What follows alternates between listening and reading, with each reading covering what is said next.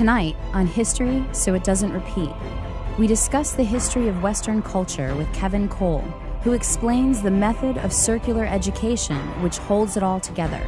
Though some call it schooling, it's always been about harnessing the mind to create human resources and perpetuate organic unity.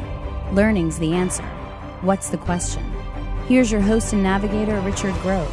It's time to study history so it doesn't repeat.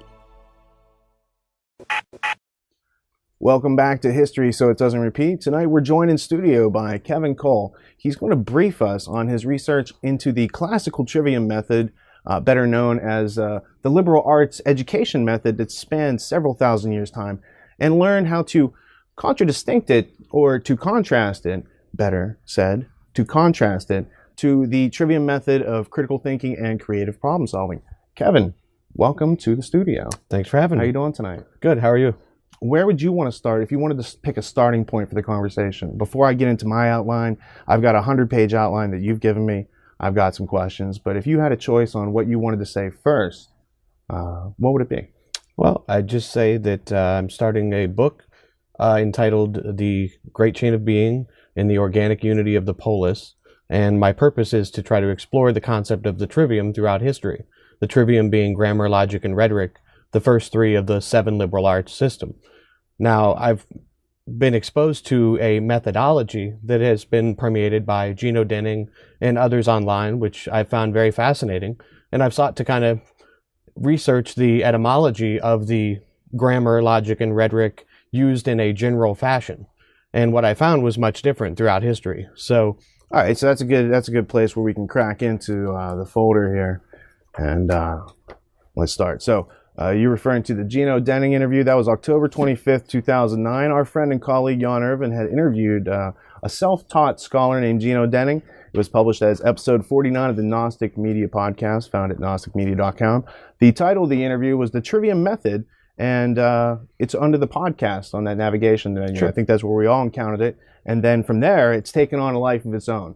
And as you came across it, you heard some things that were very interesting. It was a good introductory to these subjects, and you took the time to dig deeper. So what was that questioning process like? Like, you first heard it, you found it useful enough to start looking into some of the history.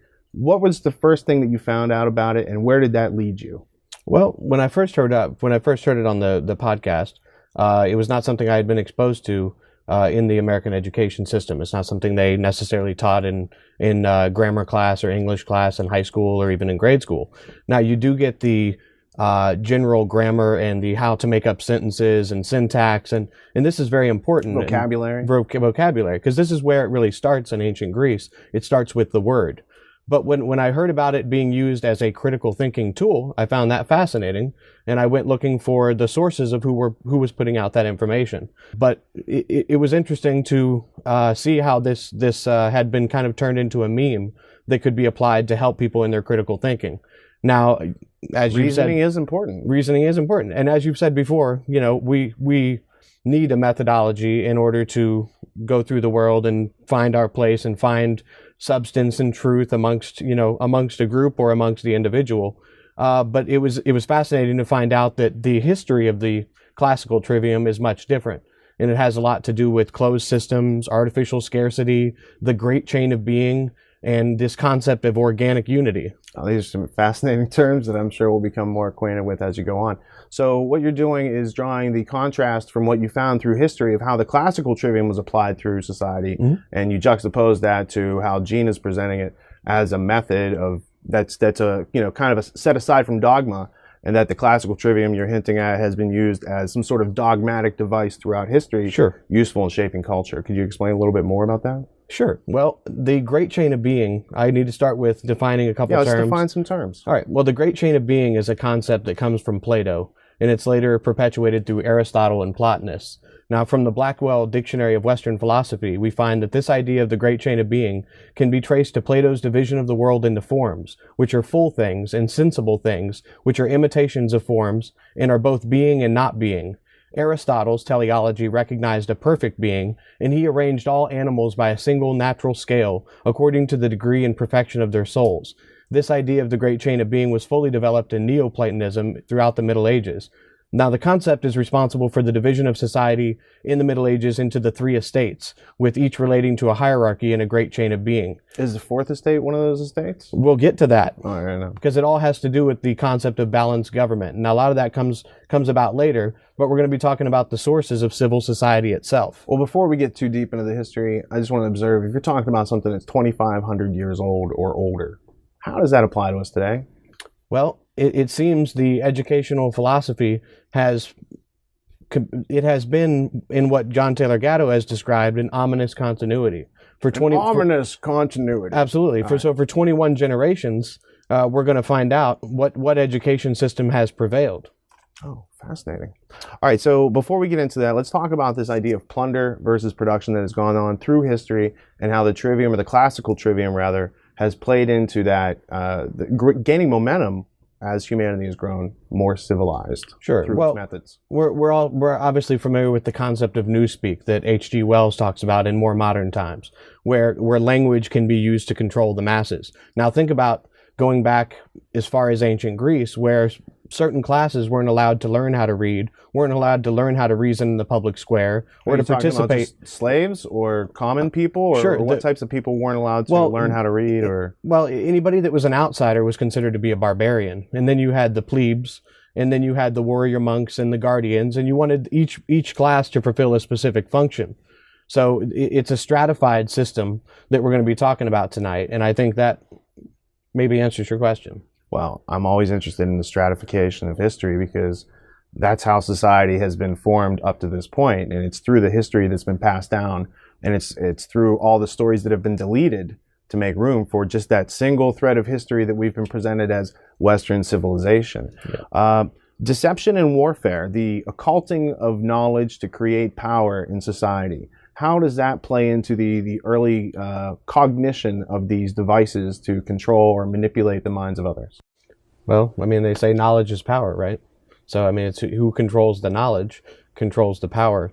And if you can control what classes in society, or those that you see as the dregs, or those that you want to keep down, you can control what type of material they have access to.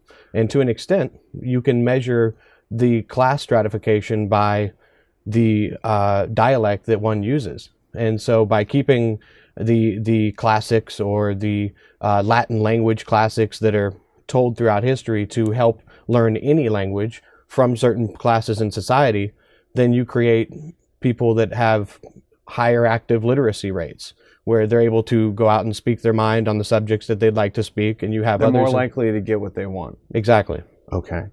How do you think the hiding of useful information from people, preventing them from making informed choices, transforms over 2,500 years and affects us today? Because what I see are a lot of people who are making choices, and if they had this other piece of information, this neglected aspect, if you will, they would make a different choice. So how do you see that power pendulum swinging in the 21st century? Well, there's two different strains, and I hope we get to this even more later. But with the state system in the United States, that transcended, or took place rather, before the concept of romantic nationalism that develops out of the German idealistic movement, and even earlier movements in Germany that we're both familiar with.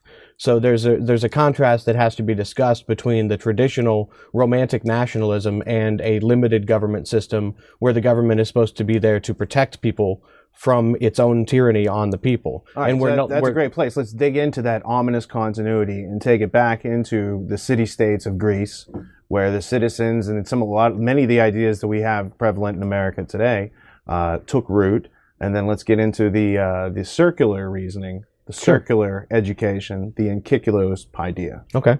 Well, in order to get there, we'll finish up on the great chain of being. And as I said, this concept is responsible for the division of society during the Middle Ages into the 3 estates, each relating to the hierarchy of the great chain of being. The first estate was comprised of the church officials, for instance, the pope, the archbishops, bishops, and priests. The second estate was the ruling class, that would be the kings, the nobility, and the knights. Finally, the third or lower estate would consist of peasants and merchants. Now, this chain further divided medieval secular society and constitutes what we know as the divine right of kings. But it sounds like Plato is plagiarizing the caste system from India. or something before that that we've lost the history of. Yeah, and that's going to play a major role in the research that I've brought forward, is that the solidification of the 7 liberal arts system is an artificial scarcity on the knowledge that existed at the time. There were grammaticos, there were different individuals within society that would travel from Chaldea, from Egypt, and so on, and this got solidified into a system based on what used to be out in the public square. And this is done by Isocrates, and we're going to get to him in just a minute after we explain some of the basic concepts of the polis and the polity.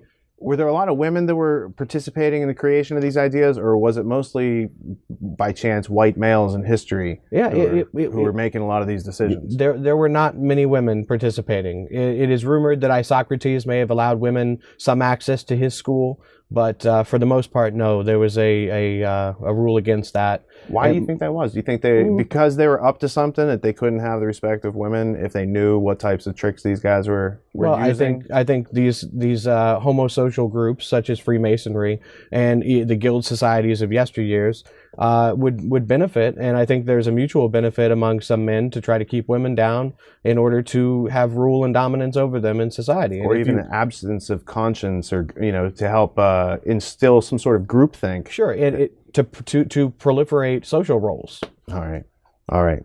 So the origins of sophism, the encyclopedia, these sort of ideas that come out of this great chain of being, which is, for lack of a better term, a caste system, very, very similar to the English caste system or class system today. Sure, and it really is that same thread. And I intend to show how this tradition travels through history and allows each empire to be immortal. And that was in Arnold Toynbee's own words. The great chain of being, as applied to education, I'm going to read a quote from American Philosophy, an encyclopedia by John Lax. He says, "You will find, when applied to education, that the great chain of being is the presumption that subject matter should be organized with respect to each other in a manner that mirrors the gradations of the world. The medieval organization of learning in a trivium and quadrivium of sciences was explicitly hierarchical." So this concept of the great chain of being relates directly to the concept of organic unity. And this concept of organic unity, as applied to the great chain of being, is the degree to which one's worldview maintains an equilibrium with the foundational ideas. So it's like a homogenization, or I see that evident in the United Nations Charter of Human Rights. It says all these great things, and then the last thing it says, oh, if you disagree with the United Nations, that's not allowed. So you have these rights as a provisional. Is that positive rights? Is right. That what that's called? You're dealing with the difference between positive and negative rights. How would you define those? Well, if you're familiar with Thomas Jefferson was a proponent of negative rights, where the government would be there as the servant to the people. And if that government ever got out of hand, the people had the right to overthrow that government. And they were to keep the government in check by staying knowledgeable about the first principles of the government itself. And he also put forth what were the ideas, and as a proponent of nullification powers. And there's a great documentary called Nullification, a Rightful Remedy, if anybody's interested in the 10th Amendment movement and what that means to the foundations of the Constitution. And do you think that maybe Thomas Jefferson should have written a preamble to the Constitution to memorialize the first principles, or the axioms of which we all share existence, so that the rights listed in the Bill of Rights would actually have some logical derivation and proof to be justified, and not be accepted as a gift from government, centuries later? Sure. Do you think that would have helped? Well, I think what happened was, and in some ways it benefits society, in some ways it is deleterious, in the sense that it is sometimes ambiguous, where people can argue on either side. And that's really where, it goes back to the foundations of the creation of the first two parties. And, there was a lot of speculation, or a lot of talk about how that would play out. And I think a lot of that has been accurate as well. So it's not that rights... It's not that rights don't exist inherently. It's that when you have rights that existing inherently not being understood logically, they can't be defended, and thus the government comes along and says, hey, you don't have inherent rights. You have rights because you live inside this border, and we're the government, and we're an authority, and we have the power to grant you rights. And it's not the other way around. And when people forget the first, they become susceptible to the second, right? And so that pattern will trace through history from the earliest times in Greece up through the American Revolution and into the 20th and 21st century in a very interesting trek through time. So where would you like to take us next? Next, I'd like to talk about the concept of organic unity and how this applies to the great chain of being. All right, so let's start with the definition. The concept of organic unity as applied to the great chain of being is the degree to which one's worldview maintains equilibrium with its foundational ideas. You find this idea conveyed as a form that consists of interdependent attributes, like the body being composed of organs that operate in conjunction to one another or applied to a set of experiences, beliefs, or attitudes that are subjected or owe allegiance to a unifying concept or consciousness. Subjected or owe allegiance to a unifying concept or consciousness. It's going to be very important going forward. In literature, organic unity is what establishes the continuity of a particular theme. And I have a quote from Scott Buchanan, which I think bears this out quite well, if I can read. So it is with the ordinal and cardinal elements of a story that the storyteller operates on a set of elements. The incidents then arrange themselves, usually in some temporal order. Then characters begin to take shape. Still, the author who sees himself as a craftsman only claims he has presented only a story. If he's more sophisticated and critical, he will recognize his characters and watch them remake the story. Finally, they will take the work completely out of his hands and create their own situations. His characters at this point have become cardinal, and their actions dictate the ordinal structure of the story. So moving forward, I need to go over some definitions in order to bear out the research here. The concept of authority in the etymology, I would reference the auctors, which were the storytellers. So our concept of authority comes from the auctors, or the telling of a story. Next concept that would be important to know going forward is the polis, which is the Greek city-state, or the state in its idealized form. Now, the polity is a civil organization or a civil order, an administration of state, or an organized society, or any community of men, volitional or otherwise. So this would be where we get the state, or it's used in statecraft. The next would be episcopal, which is relating to a bishop or constituting a government of bishops. This is found in the Protestant Episcopal Church. So putting those two concepts together, you get a form of government or a hierarchical structure of authorities that control local churches under one bishop, and that's called episcopal polity. And you find this within Catholicism, you find it within Anglican theology. And Anglicanism is adherence to a doctrine or discipline from the Reformed Church of England. So we can use polity to manage the politics. Correct. And politics to manage the polity. Right. And this concept of the polis is actually the derivative term for the police or the metropolis. So it's interesting to see how these concepts have survived over time, how they continue to be used as models in civil order and civil society. Before we get too deep into what you found, what were the differences you distinguished between the classical trivium of the research you're about to talk about and the trivium method of critical thinking and creative problem solving as presented by Gino Denning in the Gnostic Media podcast? One of the things I've found intriguing between the differences of the trivium method versus the trivium historically as a classical education or as a curriculum is the fact that it was kind of presented in a way that was related to a mythology around the seven liberal arts. So I started to look into what the seven liberal arts were and where they came from. And when you do that research, you come across Plato and Aristotle. And that is being said by many historians, from Thomas Davidson to Elwood P. Cubberley at times. But when you really start to dig into where educational philosophy comes from, it comes from Isocrates. And Isocrates was one of the Attic orators who was first to put together a systematized education system called the Enkyklaios Paideia. And this is an inner circle education, or all that keeps the common track. Today we would know it as a general education.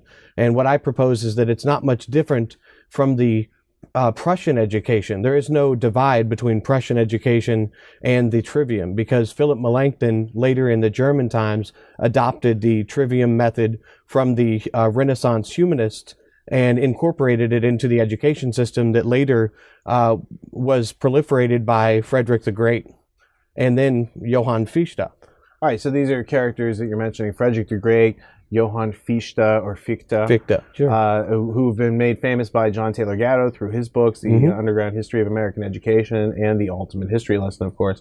So I know that Prussian system to be a system of manipulation and control of the human resource, of the citizens, to use nationality.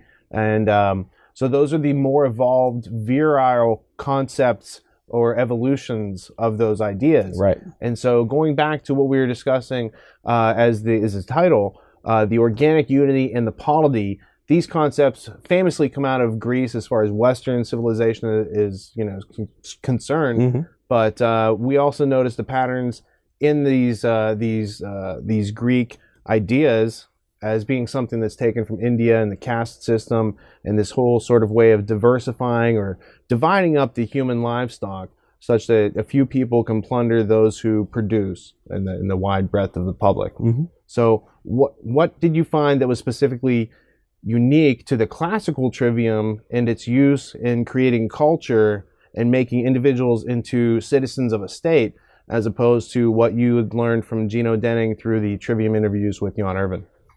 In the trivium method, it's more presented as a way to methodically interact with the world, which is something much different than I found in the historical use of the trivium, which tends to be tied into Latin education and kept within the divine right of kings. And it carries the organic unity of the divine right of kings, meaning the systems that gave birth to it, being feudalism, coming from Pepin the Short and Charlemagne's Charles Martel, and those who were responsible for kind of proliferating what became the feudalist concept, and how that legitimized the great chain of being, or this idea that there is a divinely ordered presence for kings to rule over others. And in doing so, they would use whatever methods they could, whether it be on the battlefield or through education, in order to keep things from the public and to subjugate people based on their lack of knowledge of the things around them, being the existence and and keeping them from ever questioning their rule, because they're kind of legitimizing and being the storyteller, the authority of the day. Okay, so what you're describing in the classical sense of the trivium was something very much to control the perception of the individuals, to make them, subservient to groupthink and authority and these other concepts they really hadn't thought through. And now contrast that to the 21st century version of the trivium critical thinking method and creative problem solving method as presented by Denning, because I thought that was a refreshingly new look at an old process, how it's been used on history, turning it on itself. And instead of using it to break an individual and create citizens, any citizen could possess it and become an individual again by learning how to learn anything. And that really liberates you from that enkycleos paideia. Sure. Well, what I found is really that throughout history, the trivium was based on a prescribed grammar or a prescribed ethic and a prescribed logic and a prescribed rhetoric. Who would prescribe it? Oh, it would be done by the authorities. It would be done by the educators or the sophists, because this is the method that is handed down through Plato and Aristotle. But the problem is that they still belong to the polis. Socrates through Plato discusses, looking inward and trying to better yourself within the surrounding, and it doesn't overcome the collective organ that's being created. So there's a dichotomy between Isocrates, who introduces the enkycleos paideia by systematizing arts that already existed amongst the polity. People would come from all over, from Chaldea, from Egypt, and they would bring these different arts into the town square, and people would go to them specifically to learn those arts. Well, Socrates saw that as an advantage, and because he could make money by charging people in his school, he created a system, and they called it a total education, or the enkycleos paideia, which is the modern word encyclopedia, is directly derived from. So we're talking about a unified system of knowledge. And I think we're really talking about the beginnings of cybernetics, because you're talking about the ship of state and trying to create a system and a common ground for people to exist upon. Now, it's not to say that this is conspiratorial. This is history. This is what took place. And this common ground is needed in order for us to convey ideas to each other. But the problem is there is some evidence that Isocrates may have included virtue, whereas Plato really strips the ethics from the situation. So we can trace a lot of these foundational ideas because we find them being used over and over in history. And they're being used in order to create state systems. So, for instance, in the 1500s, Elizabeth I is approached by an individual by the name of Richard Hakluyt, and Richard Hakluyt, he's got a funny spelling to his name. Yeah, he does have a funny spelling to his name, and now he translates Aristotle's Politics for her, and then she uses this as a way to create a common body politic to send families on colonial missions. And then you see how this affects history, and it's being done, because it's presented as an interdependence or in a natural unity, but it's being done from a perspective of people that are ruling over others, and this is something that is very parallel. So when I looked at, I got a hold of Scott Buchanan, who was a professor, graduated from Harvard, was at Columbia University, and ran the People's Institute in New York City. How did you get a hold of him? I contacted Harvard University, and I was able to inquire into his records on the Trivium and the work that he has done. Is he still alive? He's not alive any longer. They just keep his records there. But he's somebody that I found very fascinating, because in looking for the scarcity of the Trivium that Dorothy Sayers says the lost tools of learning.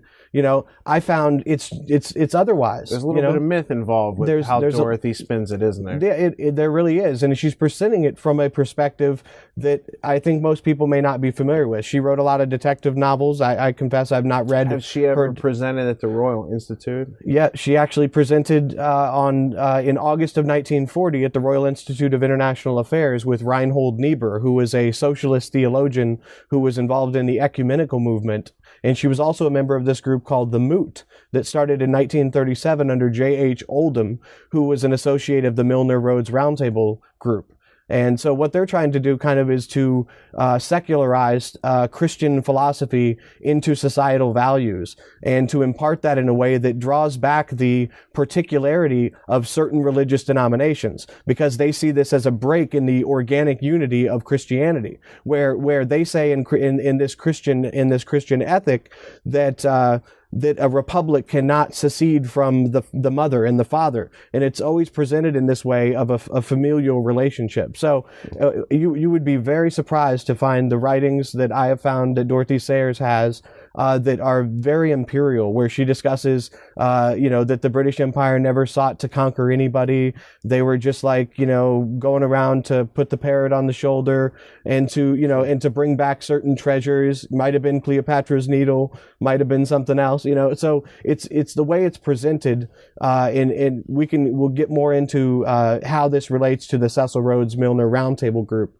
because the concept of organic unity that has already been discussed, what was the founding drive of Lionel Curtis, who was the president. Founding drive, from what I understand from reading your 100-page outline, is the founding drive of Western society. And so it begins with sophism, trying to create a collective organ, which creates that organic unity through the process of education. You've got Isocrates setting up one of the first schools to really propagandize people, not for the purpose of their betterment, for surviving, for meeting their needs, for being happy, but for being part of the state and supporting the goals of the few and undermining the many. So that brings up this idea of cybernetics, which you mentioned. That's book 6 in the Republic by Plato. Right. It's the helmsman, how to steer the ship of state, how to govern many people, right? And then that ties into Aristotle's Politics. I don't know why they would want to translate that. That's not one of the more useful books that I've found on his part.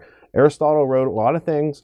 A lot of them don't make sense. A lot of them are maybe racist and irrational, but he has some very useful works. Unfortunately, they're not the works that are really advertised to us through history. By how the process that Gino Denning has shared with us, he's opened this door to this implicit method that we kind of all have, but he's given a name to the steps so that you can think about it systematically. And that's kind of opened the door to learning about not only Aristotle's shortcomings and Plato's shortcomings. I mean, you're able to see past the thin veneer that they've given us through education and start to dig deeper and actually formulate your own ideas on all of these topics.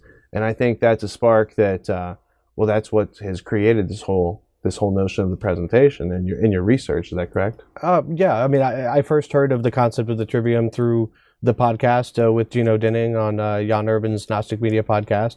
And that's what kind of got me looking into Dorothy Sayers and the Lost Tools of Learning, trying to find historically where this scarcity existed about the trivium. And what I found really was otherwise. And when you look into where that comes from, I don't think Jean's presentation is a whole lot different from Dorothy Sayers' presentation of how, the human being learns. And she really wanted to resurrect this older system that's tied to the great chain of being, because this is a hierarchical scarcity. Like the reason the 7 arts itself is a scarcity. Throughout time, you find Varro and others that have added, there have been 10 arts or there have been 11, and you find certain arts being subjugated. See, but I'm not sure in that essay, The Lost Tools of Learning, that she's saying that the 7 liberal arts are the lost tools, because she has a paragraph that talks about learning how to learn anything for oneself and how to learn something efficiently and not through trial and error, because you're using a repetition of an implicit method made explicit through defining it. And that then you're able to communicate and actually allow other people to turn themselves on with education and learning, instead of being through a centralized pedagogical structure where one person addresses many people, much like in a religious structure. Instead, it's fostering a bunch of people thinking in their own directions, following their own agendas, if you will, but all using the common basis of logic and that which exists, and identity and definition, and these things that we find very useful, and if undefined, we find very confusing. So this idea of literacy as a form of slavery until critical thinking is exercised by the reader, why did people such as the sophists like Isocrates want to create education systems that taught people how to read, how to be literate slaves, and not know how to think their way out of that or how to learn anything for themselves? How does the ruling class benefit by dumbing down the populations through creating methods like the classical trivium, which are very much to inscribe a circle and prevent you from getting outside that boundary, as juxtaposed to something that could liberate you and go in any direction? Well, since the goal really was to protect, a falling Greece, what they wanted to do was to create, what he wanted to do was to create this closed system of learning that would help to maintain the city-states. And it would also provide an intellectual aristocracy that would take control of the polity as days went on. It was very much a propaidutic function that John Taylor Gatto talks about. Now, he also, in educating the subjects or those that he thought were capable, because he didn't believe everybody had the natural capacity to learn within his system, he was also educating the kings. He wrote to Nicholas that the king needed to adopt this education system, except to be more learned than the people that he was teaching within the other circle. So this is where you see this dichotomy of control through education at a very early level, creating a knowledge gap to gain power. And one thing that going back to Dorothy Sayers, in her Lost Tools of Learning, she's kind of ascribing learning stages that she made up on her own. Sure, the pole parrot stages. Yeah, I didn't like that part of the essay. I guess what I focus on is what I found to be significant and substantial and applicable to everybody, and I kind of leave her personal rhetoric or her judgments, But I think once I'm able to present this in my book, and you look at the evidence that she is propagating through her desire to create a Christian social order. Sure. Where she's got her own biases. And this is really where this Lost Tools of Learning education that she's pushing comes from, because it's very much the basis of Christian homeschooling in the United States today. Not, I just think that people that are in the homeschool movement that believe in American or national sovereignty or any kind of limited government where you can educate your own children might also like to know that the person that is doing that, that is pushing that Lost Tools of Learning, has been said by the councils on Freemasonry, if her education system were enacted, that it would be the closest to the perfection of Plato's Republic. So I would urge people. Ask you this very provocative question. Sure. What is the difference between the classical trivium insofar as it's used for indoctrination and to control your thinking, and the other one, the trivium method of critical thinking, creative problem solving that Odenning has circulated insofar as it helps one to learn anything? Because what I see is the Christian homeschooling movement is working from your grammar, your observations are predefined by authorities. Therefore, there is this logic which you can study and be all encompassing, and just don't ever go back and actually ask the questions about, well, who actually wrote this book down? Does the God of the universe actually write books, or do men write books? Is it an art, an artifice, an artificial thing that comes from the arm of man? And how do we tell that which exists from that which, doesn't exist, reality from unreality? Because I think Sayers, in the midst of trying to present you with this, lost tools of learning method that can do anything, there's also this seed that creates the Christian homeschooling movement. And homeschooling's great, but I think that the Trivium should be applied liberally and generously to all topics and all ideologies and all beliefs and predispositions and things you thought you knew, because I think some of the most profound things that we've all learned came from questioning things that we already believed we knew in the first place. And it's like, well, we've got this new method. Let's try this out. Wow, we just discovered all this stuff that we didn't know, that we should have known before we adopted that belief or thought that was knowledge. And that's how we clear a lot of the arbitrary, unsubstantial space from our minds through using this process. So I think Sayers, that essay, is an interesting case study, because there's seeds of the problem, there's seeds of the solution, and you can break it down. But you can't really do that until you're conscious of this implicit method. You're not really conscious of it until you define it. And so I think, I think that's a great point. I just want to point out, I'm really approaching it from a kind of a history of ideas. So my approach to it, while incorporating the recent, meme that's kind of spread about the Trivium, I'm more focused on the historical Trivium and how that relates to the control systems and the very civil order that we live within. And our basic concepts of truth, justice, and equality are enshrined within that, because freedom kind of exists in something that they create with limits, and we agree amongst ourselves through the use of rhetoric to... So you're presenting like a union of opposites. Sure. And the sometimes classical Trivium as the problem of mind control, and the Trivium method of critical thinking and creative problem solving, that could be the solution if individuals voluntarily, of their own volition, choose to start thinking and communicating with each other on a more cogent level. Yeah, and I think if that helps people develop critical thinking skills, and they're able to see the world in a way that they never did before, I think that's great. But I also hold out that we all have innate reason that is not held within a structure of order.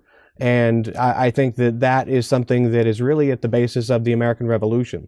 And I think that the sooner we get to the historical reference and uncover why this concept is so prevalent in Freemasonry, and then learn how Freemasonry, especially British Freemasonry, since the early 1800s, has been a representation of empire.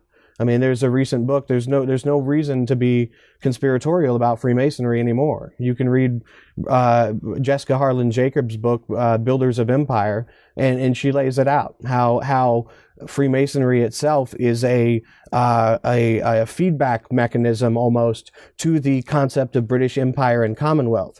So when they would go to South Africa, a la Cecil Rhodes in the Goldfields Lodge of Freemasonry in South Africa, they would use this as a way to integrate the best of the men and bring them down to a level where a certain polity can be created. And when you look at how the 7 liberal arts are venerated by Freemasonry, you asked that question earlier, and I'm glad you did, because I would urge everybody to read Origins of Freemasonry by Thomas Paine. Thomas Paine wrote Origins of Freemasonry, and he did not allow it to be published until after he died. And it was published by Madame Bonneville, who is the wife of Nicholas Bonneville, who was running the social circle, in France, which had the publisher of J.C. Bode, who was the number 2 in the Bavarian Illuminati. And I think a lot of what I'm going to discuss in my book is really going to demystify what's out there about this secretive group. Well, that'd be fantastic, because the whole landscape on that topic is very foggy. I mean, you've got a couple bright spots on the landscape, like Philo's Reply. Excellent book. By Jiva Singh Anand, I believe is his name. You've got the World Manifesto, the Manifesto of World Revolution of 1798. I believe is that Marco di Lucchetti? Yep. So these are translations of Illuminati documents and real documents and evidences and evidence and artifacts of history that are now for the first time being translated into English and being circulated so we can understand this. So you've been speaking about empire, the building of empire, Freemasons. Let's go back to just after the Divine Right of Kings, a character I like to talk about as Chucky G, his band of merry men called the Charlemaniacs. let's talk about Alcuin of York, King Ælfwine, and figure out where Europe started to be colonized with this organic unity, this artificial inscription of a circle. No matter what your amorphous shape, they're just going to cookie cutter you. Everything's going to be the same, and that's how they've built Western civilization from the start. Well, in trying to figure out where this word trivium came from, I found the source at Alcuin of York. Alcuin of York was a deacon at the York chapel that would later become the archbishopric, where the archbishops of York would reside. Is this York in Britain or England? Yes, that's correct, in England. And what's fascinating is that in 781 he was sent by King, I believe it was King Ælfwine, to go visit the Pope to petition the Pope for the securing the charter for the archbishopric at York. And along the way, he met Charlemagne. And Charlemagne took him to the palace at Aachen, where he became the pedagogue of all of Charlemagne's children, as well as the local children that they were prepping to be in the Benedictine orders and so on.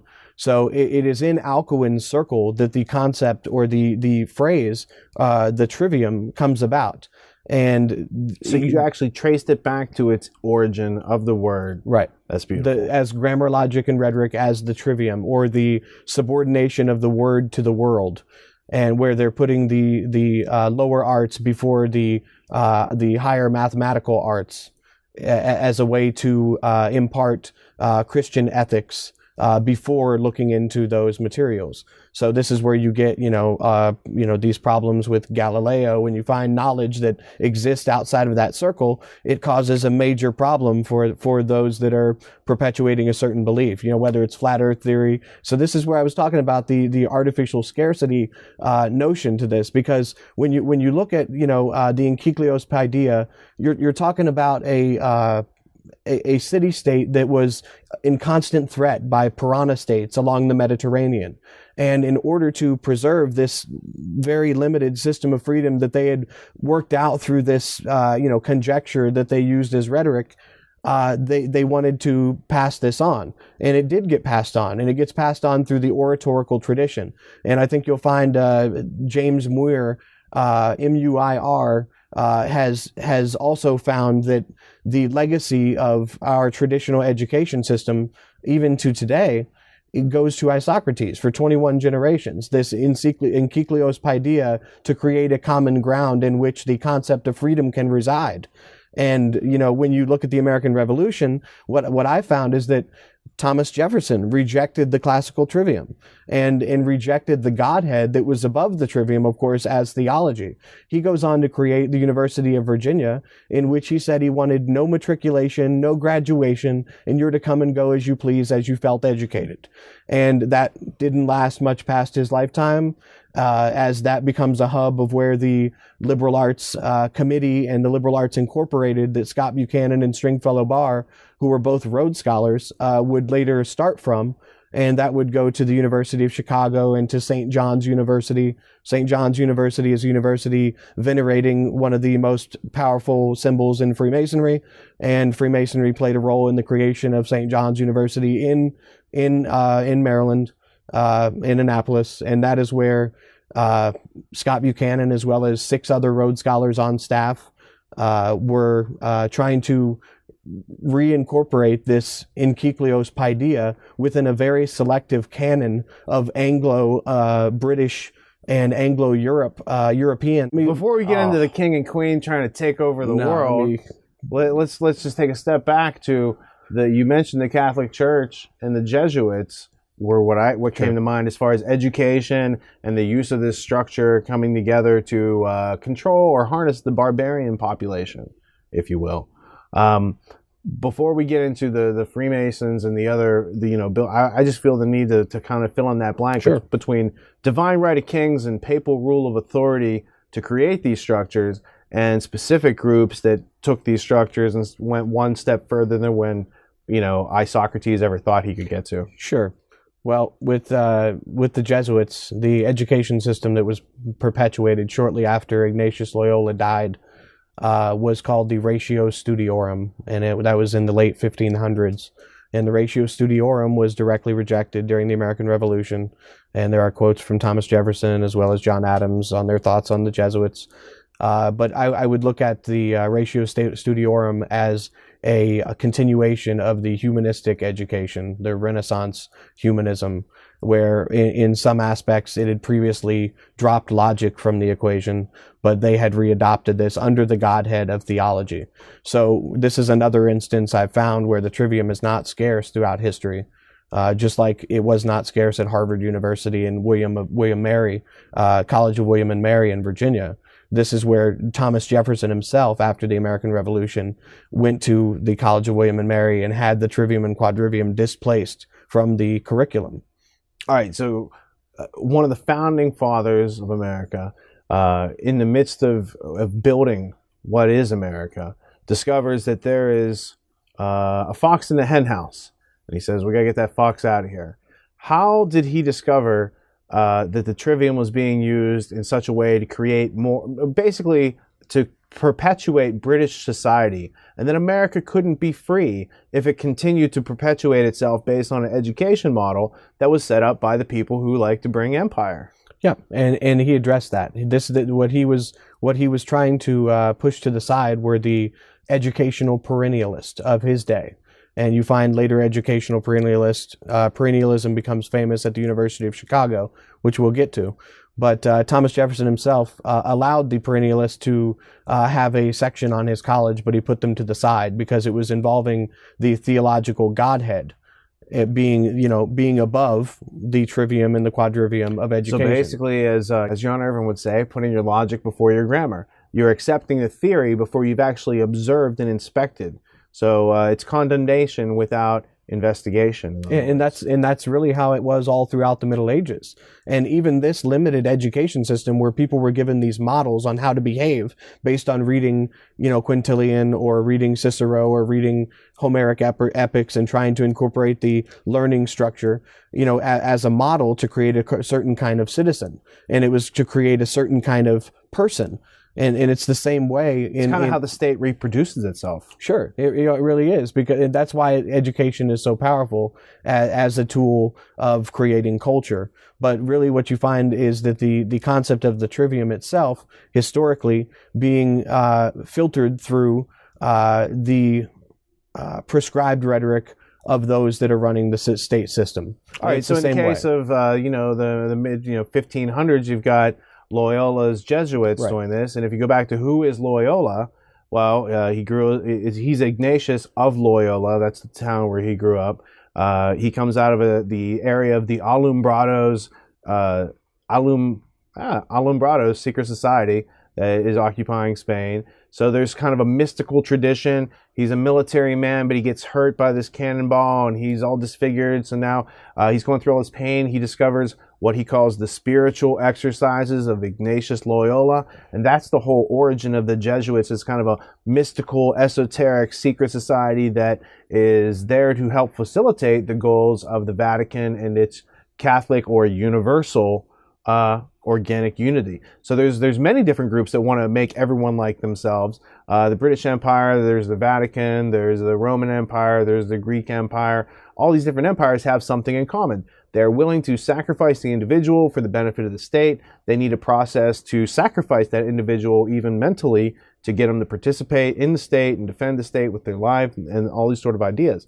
So bringing it now back up almost to Jefferson, where between the Jesuits and the creation of America, there happens to be this movement in Europe that is so often talked about and so often maligned, and maybe rightfully so. But I think until we define what it is and how it came about and some of these ideas, and specifically how the classical trivium plays a role in the Bavarian Illuminati, then we can move into the creation of America, because a lot of those ideas tie back into Thomas Paine and Bonneville, sure, and all these other ideas that are creating America. So there is some truth to the Illuminati, there's some fiction and myth, and there's some new things that have been discovered that really make a lot of this congeal and make real sense with real artifacts.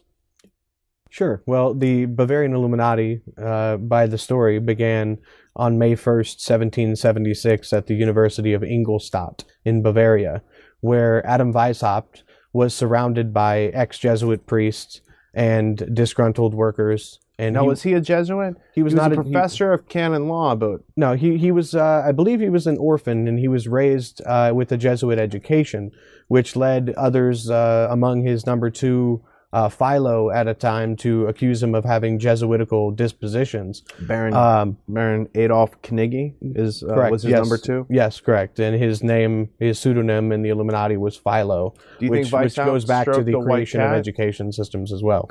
I'm sorry? Do you think that Weishaupt stroked the white cat? I don't know. Was he like the original Dr. Evil? I think a lot of times the terminology being thrown around with the word Illuminati being attributed to pretty much anything that happens in culture is really a detriment to the historical process of trying to undo some of these ideas.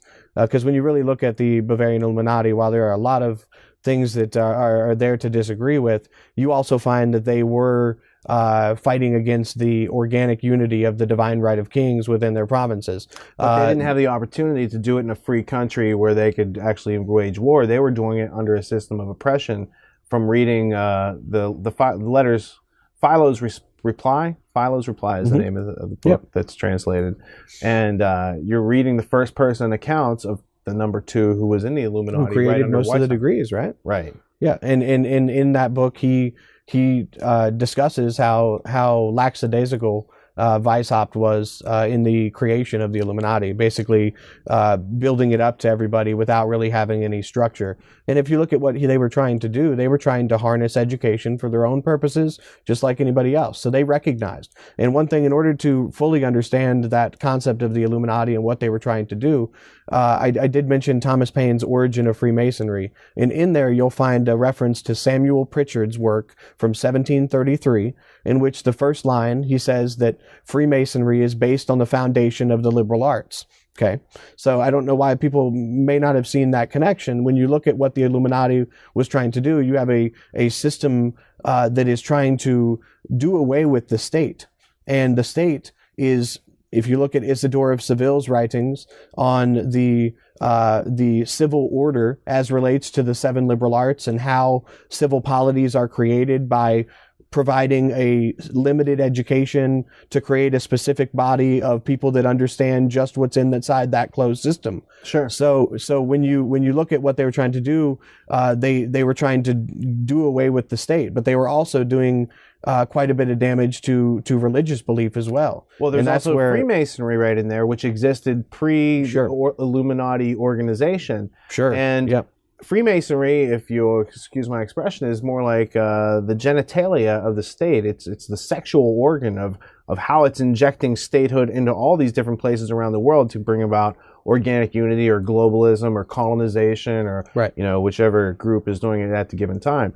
The point is that these groups that are being used for the state to reproduce are observed by Weishaupt and Knigge in their papers, and they make a plan to take over Freemasonry. Sure.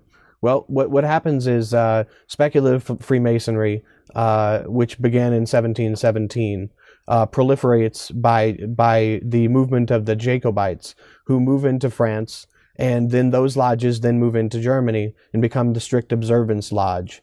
They're the guys with the red Phrygian caps. Baron Hund, I think, is who you're looking for. Okay. Who started the Strict Observance Lodge.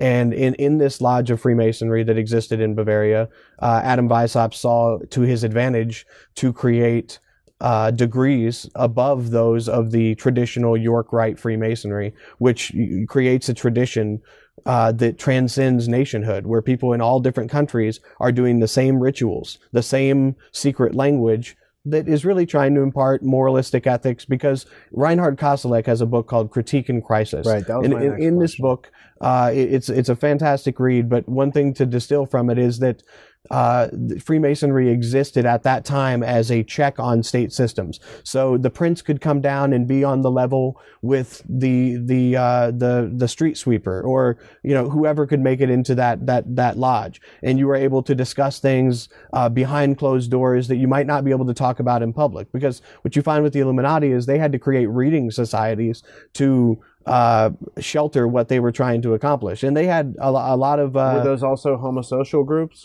Sure. A lot of them.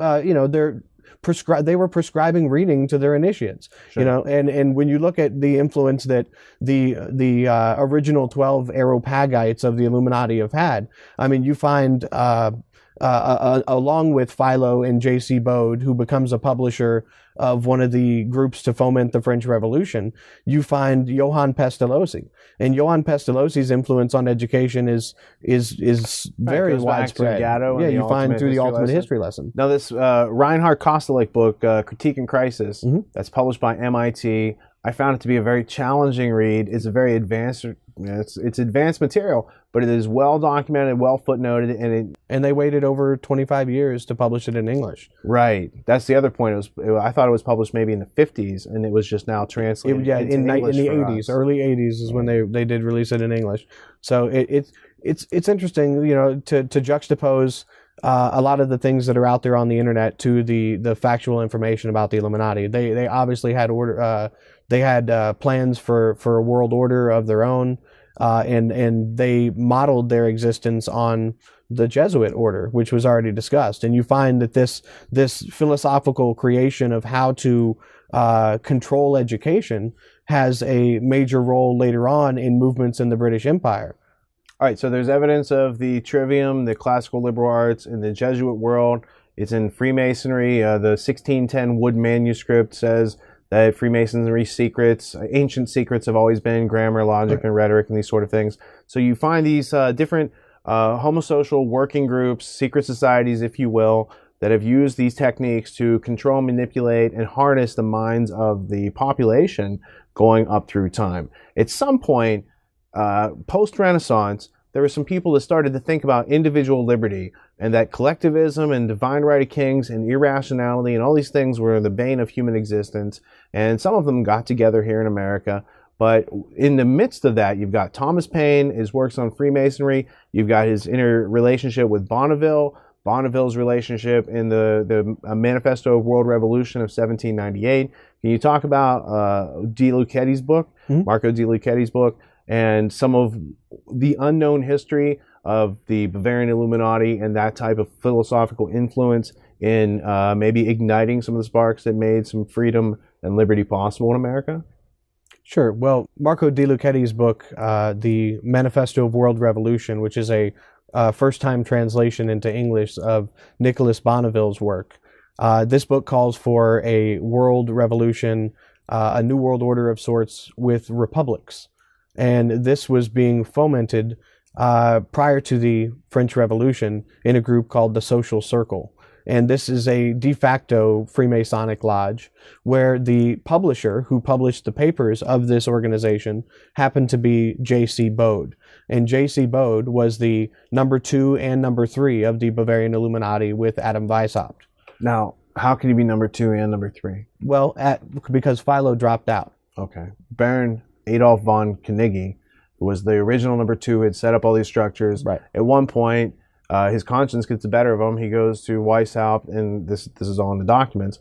He says, I don't want to be in this group. And Weishaupt's like, great, I don't need you anymore. Go ahead, keep it a secret like you agreed because you're a man of honor. You're not going to break your word. We've already set up all these other degrees like kindergarten, which is one of the novice training levels of the Illuminati. Sure. Right? And this has a big influence on Prussian education because the Bavarian Illuminati originated where? The same area where Prussian education later comes out of. Right. And you find that Johann Fichte gets his position within universities, and he is running in the circles of known members of that Bavarian Illuminati. He, in the address to the German nation that John Taylor Gatto has discussed in the Ultimate History Lesson, he personally references Johann Pestalozzi's methods of education. You can find in Philo's reply where Philo Knigge actually stays at Pestalozzi's house. And, so they're buddies. Right. They were, this is all, very much in the same realm. So the creation of, the Prussian education system is really giving birth to an idea of romantic nationalism, where there is a strong adherence to the state and a strong positive rights kind of atmosphere. But wasn't Thomas Jefferson one of those, strong nationalists? And, what did he's in the midst, he's in between the Illuminati, Prussian education, somewhere in the midst, he's like, whoa, this whole thing might not be a good idea to just train people all to be the same. that would take a lot of self-reliance away from America and basically shoot the whole plan in the foot. So what did he have to say about the classical trivium of basically mind control? And he had not yet experienced the 21st century edition where you can use that to free yourself. What was he in the middle of? I would look to Milton Peterson's works on Thomas Jefferson. He's written over 7 books on Thomas Jefferson throughout his life, biographies and more specific topics. But what I've found is that Thomas Jefferson's rejection of the classical forms of the trivium was tied to his view that it was connected to the great chain of being. This idea of kings and bishops and A caste ordered system. caste society. Right. And he saw that as a problem, because if you're teaching everybody in a specific way, or you're subjugating anybody's learning, then you're creating an unequal situation. Now, that's not to say that Thomas Jefferson didn't have his own contradictions in his own life, and he did want to have a general education for the people, but it was a much more it was a situation where they were trying to impart the first principles of government that were self-evident during the revolution, and figure out a way to, get the system to sustain itself. So it's not like the idea of maintaining a balanced government or creating a body politic went away, but the first principles were vastly different. And well, when you say first principles, are you talking about things like, Thomas Jefferson and the people of his day realized that the world exists, they are in it, they're conscious of it, they have certain needs to survive, they have to go about meeting those needs. How they go about meeting those needs for themselves is of no matter, but within the context of other people, you can't plunder their production because you wouldn't want your, so this brings down the derivative proof of non-aggression and self-reliance, and that was what America was built on. And then it seems like in just a couple years after that, some other ideas, some other philosophies came in when no one was looking and changed those terms and those ideas 180 degrees to get the exact opposite result of what the intention of America was all about. And I think what you're onto is the genesis of how that all happened between the transition of the Bavarian Illuminati, Adam Smith's capitalism work in 1776, and the creation of America, all in the same year. And then in 1805 in Prussia, you've got the origin of the Prussian education system. It's almost as if America presented a very specific problem to the ruling elite, and a few years later, they had come up with a formula to crack into our self-reliance and to breed the liberty and freedom out of us. Sure. I think that's very well said. What I've found with looking into the basis of the American Revolution and looking into the linguistic foundations in the Declaration of Independence is that you find that it's using John Locke's concept of a linguistic nominalism. When you look into the concept of nominalism and the idea of natural rights liberalism, it really stems from the nominalist rejection of the authority of the day of the church, where theology itself was created. I would point people towards William of Ockham, who was one of the first to acknowledge the inner subjective and objective world within this nominalistic strategy.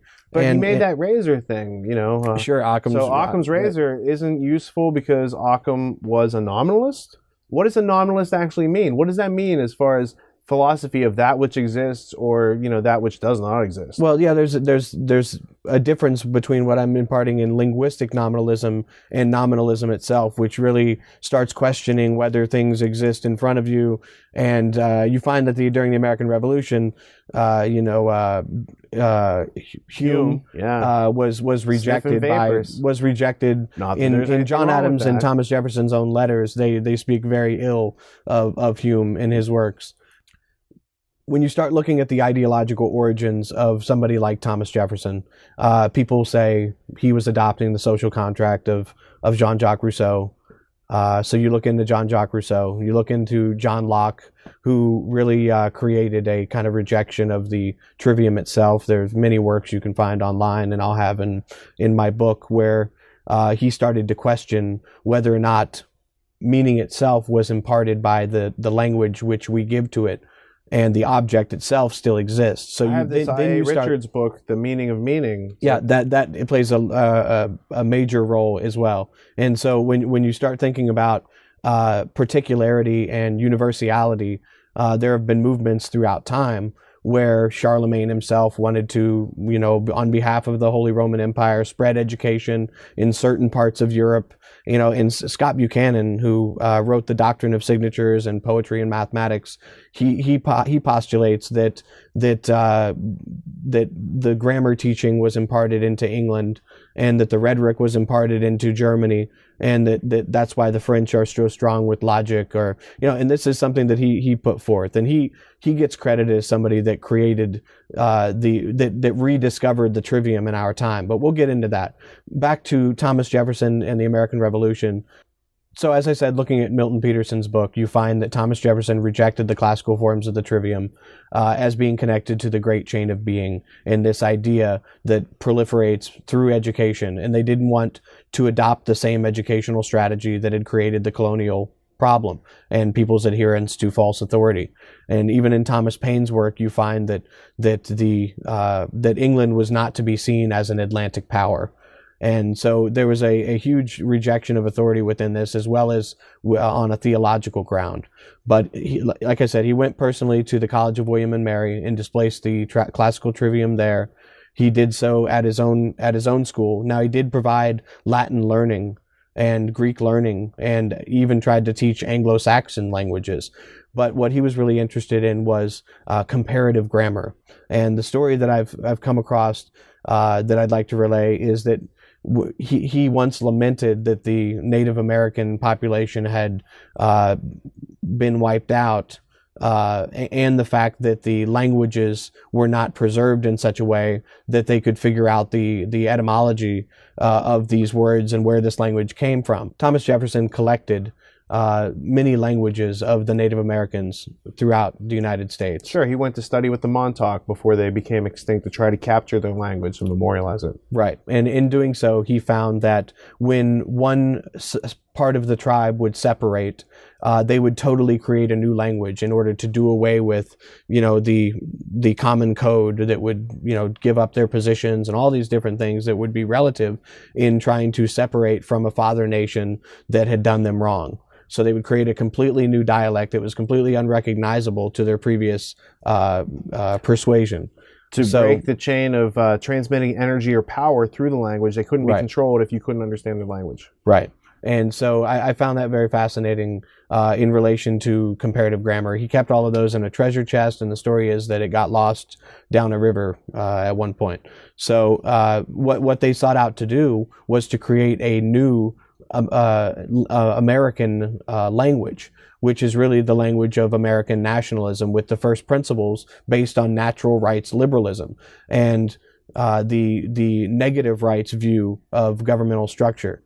Now, he went negative rights, again, being that rights are inherent to the human being because you're a living, breathing human being, not because governments exist to create your rights. Right. Rights are inherent, and he ascribed them to an ethereal plane. So building on what Thomas Jefferson found with the Native American languages, and how one tribe would separate itself from the father tribe in order to create its own new culture. The American Revolution didn't have that opportunity. This was a sudden break from its parent country, and so they didn't have the opportunity of creating a new language. What they sought to do. Did they create any neologisms to try to inspire? Yeah, that was the goal, was to use neologisms, new words. Right, to create new words in order to impart new meaning and to build out of, which you find later through the works of people like Buckminster Fuller and how he used the concept of synergy and the creation of new words to create new realities. So if Jefferson had one or two generations to create these neologisms, these new words, and to create a new education system that was kind of free form and not recreating the British Empire in America, then we might have had more of a fighting chance. But as it was, they had to fight a revolution, and after that, they kind of had to organize. Well, they had to figure out how to preserve the principles that they were instilling in the Declaration of Independence and in the Constitution. You find many of the people that are the so-called founding fathers finding even fault in some of the Constitution's, proclamations as well, happening 10 years after the fact. So it was not only Thomas Jefferson. John Adams created an American Institute for American English, which he hoped to proliferate and to be the envy of the world. Because what you find is that the Trivium and Quadrivium liberal arts education system that had been imparted for many, many generations, you were learning in Latin. And you weren't learning necessarily in Greek, which is what Ben Franklin said. Ben Franklin, in his autobiography, talked about how people say that if you learn Latin, you can learn all other languages. He said, well, that's kind of absurd. You know, why don't you learn Greek then? Because that came before that, and then what came before that? So it's best solidified Well, I want to interject just about Ben Franklin. He's a very interesting character because he's enigmatic. He's got all these secret society relationships, Freemasonry, all these different countries, Grandmaster, Hellfire Club. He starts the American Philosophical Society. He starts the Pennsylvania Militia. He starts the University of Pennsylvania. He's making eyeglasses, electricity, printing press, money, all these different things. What kind of education might he have had? Was he going through? I mean, I believe at one point he attended Harvard. Was he getting the Trivium classical education, and did he at some point break away from that and start doing learning on his own, or had he always learned how to learn and learn for himself? Well, that's interesting because as a Freemason, within the entered apprentice degree, which is the second degree of Freemasonry, they venerate the 7 liberal arts. Now, there's some question as to whether or not they actually go through a learning system where there is a prescribed grammar of text that they need to read, and I'm sure there is in relation to the language of the rituals that are done in the lodge. There's some interesting analysis that seems to suggest that some of what is taking place is not as much esoteric as it is ritual to impart a certain moral feeling. And that kind of goes back to what Reinhard Koselleck says about Freemasonry being a moral check on the state. And what Freemasonry throughout history has not been afraid to adhere itself to would be different forms of government. You can, whether it's a monarchical system, Freemasonry has existed within monarchical systems, within democracies, and so on. So I think there's a parallel between Isocrates and the creation of a Enkycleos Paideia, a closed system language that was meant for the kings on one side and the subjects on the other, to this homosocial transnational organization that seeks to impart a certain way of looking at the world. Well, it's a craft that seeks to create citizens, not individuals, seeks to bolster nations and do all these sort of things of empire building. Very much so, from Jessica Harlan Jacobs, work, monumental.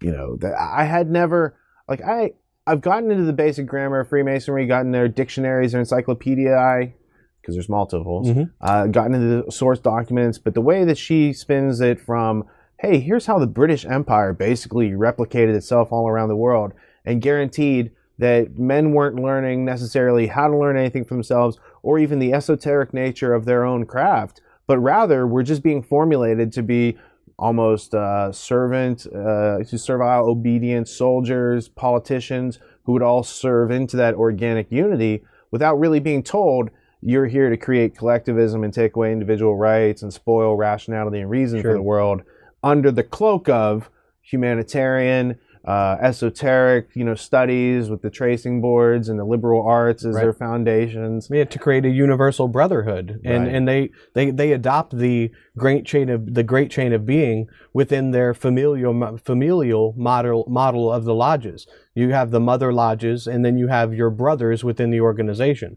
So this is one of the earliest and most successful in our time transnational organization that becomes a model. They're Protestants seeking a universal brotherhood, which is universal means Catholic. How are they, juxtaposed to the Jesuits as far as a fraternal homosocial society that is seeking power and creating images of itself through its conditioning system and its rights and degrees? I think that there's a philosophical similarity in the concept of organic unity, where you have an order and then you have cardinal elements within that order. And that's the same way, that's where storytelling comes in with the concept of authority. So you have, let's say, an order of cardinals, and you have the order that they are subscribed to, and they go out in the world to spread the gospel or whatever the Roman Catholic Church wants to push in a moral representation. Dogma. Right, dogma, etc. So it's not so much that this organic unity principle has to always be controlled in a temporal manner where there's direct orders. It's that the philosophy has already been adopted, and then that goes out into the world to create its own story, which so it goes back to the philosophic corruption of reality, a philosophic corruption of what people attribute truth and reality to. And instead of it being existence and using your observation skills, it's whatever this authority, this author, whether it be the Pope or the King, through whatever they're claiming the rights of being special and you're not. Right. So that all breaks down under heavy scrutiny, under defining your terms. You see a lot of politics and religion playing on ambiguities. And they don't want you to talk about these things, because talking about it, you might start to define terms, you might start to clarify things, you might start to perceive the ruse, So let's tie all this together now. You've got the classical Trivium, Thomas Jefferson. How do you want to take us from that era forward into, let's say, the 1800s? Sure. Well, I think the best thing to impart is to look at Thomas Jefferson's work and the things that he did in relation to the liberal arts education system and displacing these forms as being connected to the great chain of being. I've mentioned a couple examples of that, and it was really, it needs to be understood that the English language itself didn't have a formalized grammar until the masses rose up in the early 1700s and kind of desired to have some general ordering structure in which the English language were to exist upon. And so when that come in the United States, there's still Latin learning based on this liberal arts canon, based on a selective canon. Sure, I took 4 years of Latin because I was told that it would give me the key to the SATs, and thus the key to college, and thus the key to life. Sure, that can be the case in colleges such as John Taylor Gatto has talked about, where certain schools are teaching the active literacies, and you can bet they're doing it with Latin learning. And to some extent, when you look at what I mentioned earlier with Alcuin of York, when he created the concept of the Trivium, putting these three arts of rhetoric and of language subjugated to the natural world, this creates a dualistic personality within Christianity that we probably don't recognize in other religions. So that's something that plays a role in kind of this othering of the natural world. And that goes to speak to some of Basil Bernstein's work on the Trivium. And so what I'm trying to show with the rejection that I have found of some of these perennialist educational concepts in the United States, not only by Noah Webster, John Adams, Thomas Paine, but also by later Emerson and Thoreau, who encouraged neologisms, and they speak against the European culture. And while Thomas Jefferson did accept some of the concept of Rousseau's social contract, if you look into Rousseau's work, he describes the liberal arts as the chains which weigh down, which fling garlands of flowers over reality. And so, there is a direct connection between the philosophy of Rousseau and the American Revolution, as well as with the Bavarian Illuminati. It's almost as if Rousseau is describing it as it's window dressing. It's a epistemological cartoon of society used by the state to propagate the state, instead of you actually getting in the dirty details of how government works, how history has worked by the rulers and the victors, destroying. And so it almost had become recognized as a techne, or a technology, which is a craft, which can be used to perpetuate a certain kind of culture. Masonry. And during German idealism, they recognized that as well. On the American Revolution, the last quote I would leave here, I have two from Thomas Paine. He says, "Learning does not consist, as the schools make it now consist, in the knowledge of languages, but in the knowledge of things to which language gives names." And that's from the writings of Thomas Paine, Volume 4. He also states that the American constitutions were to liberty what a grammar is to language. They define its parts of speech and practically construct them into syntax. So you start to see where this concept of the trivium really plays a role in statecraft throughout history. Thomas Jefferson also was friends with a French philosopher by the name of Destutt de Tracy. And Destutt de Tracy had been imprisoned, in which he wrote a book called Elements of Ideology. And in this Elements of Ideology, with help philosophically in the lineage of Francis Bacon, he took grammar, logic, and rhetoric and displaced rhetoric because it had fallen out of favor and brought in ideology, which was to be the science of ideas. Now, he gets this idea of the science of ideas from Condillac, who Condillac develops kind of this statue of man in which each attribute that makes it individual in thinking itself could be applied slowly over time to see what it is that makes humans tick. And they're trying to solidify a literal science of ideas So that's through like leading up ideology. to the Clockwork Orange mentality that comes out of Prussia later. Sure. Let's go back to this funny name that you said, de Stutt de Tracy. What the first 10 times that you had said that to me in the past 6 months in your research, it kind of just bounced off me like noise because I didn't take the time for myself to define it and understand it for myself. And so you see that this different name, it's de Stutt, which comes from a city that his family was from, and that became another part of the name de Tracy, another town that they had moved to, and they combine these names, and it ends up being this individual's name, even though it's a very unique name. It kind of just bounces off you until you take the time to look at his pictures, see when he lived, get to know a little bit about him. And then I found myself, like, the door's open. Now I can understand what his philosophy is, what he's talking about. But until I could actually get the definition and the nomenclature straight in my head and have a picture and understand how it's spelled, for me, it was very hard to get, an understanding. So if you at home sometimes have these problems, you're not alone. So let's bring it forward from de Stutt to Tracy and these ideas to Prussian nationalism that comes up right after, the American Revolution, the War of 1812. There's a lot of turmoil going on. There's a lot of, I guess as a result of Hegel discovering that the true nature of individuals is to be free, this told governments, hey, your clock is ticking, you are obsolete. As soon as everyone realizes individuality is where it's at, collectivism is done. So in the past couple hundred years, you've seen an escalation of collectivism and these ideas and these philosophies, the philosophic corruption of plunder and taking away from people who produce. The 1800s is just the hotbed that led into the 20th century, which led us into the predicament where we actually had to stop what we were doing and enjoying life and figure out what was going on, because the internet makes a lot of this information available, but very few people take the time and diligent effort to organize it as you have to make it useful. So let's fill in the 1800s a little bit. Sure. Well, with the American Revolution rejecting this ratio studiorum, or this concept of a unitary education, this is based on the fact that it's not compatible with a government based on natural rights liberalism, based on a natural rights philosophy. And this is even discovered later by the utopian societies such as Robert Owen and those that followed Horace Greeley, in which Zoe Thurmond, in her book, the Phalanstry Revealed, discusses how they could never have a general education ran by the state within a system of liberty, within a system of natural rights. And Frederick Bastiat also speaks against the unitary education system. He says, if you agree that you should have a unitary press, why not then a unitary education? And all that, it's the state top-down control.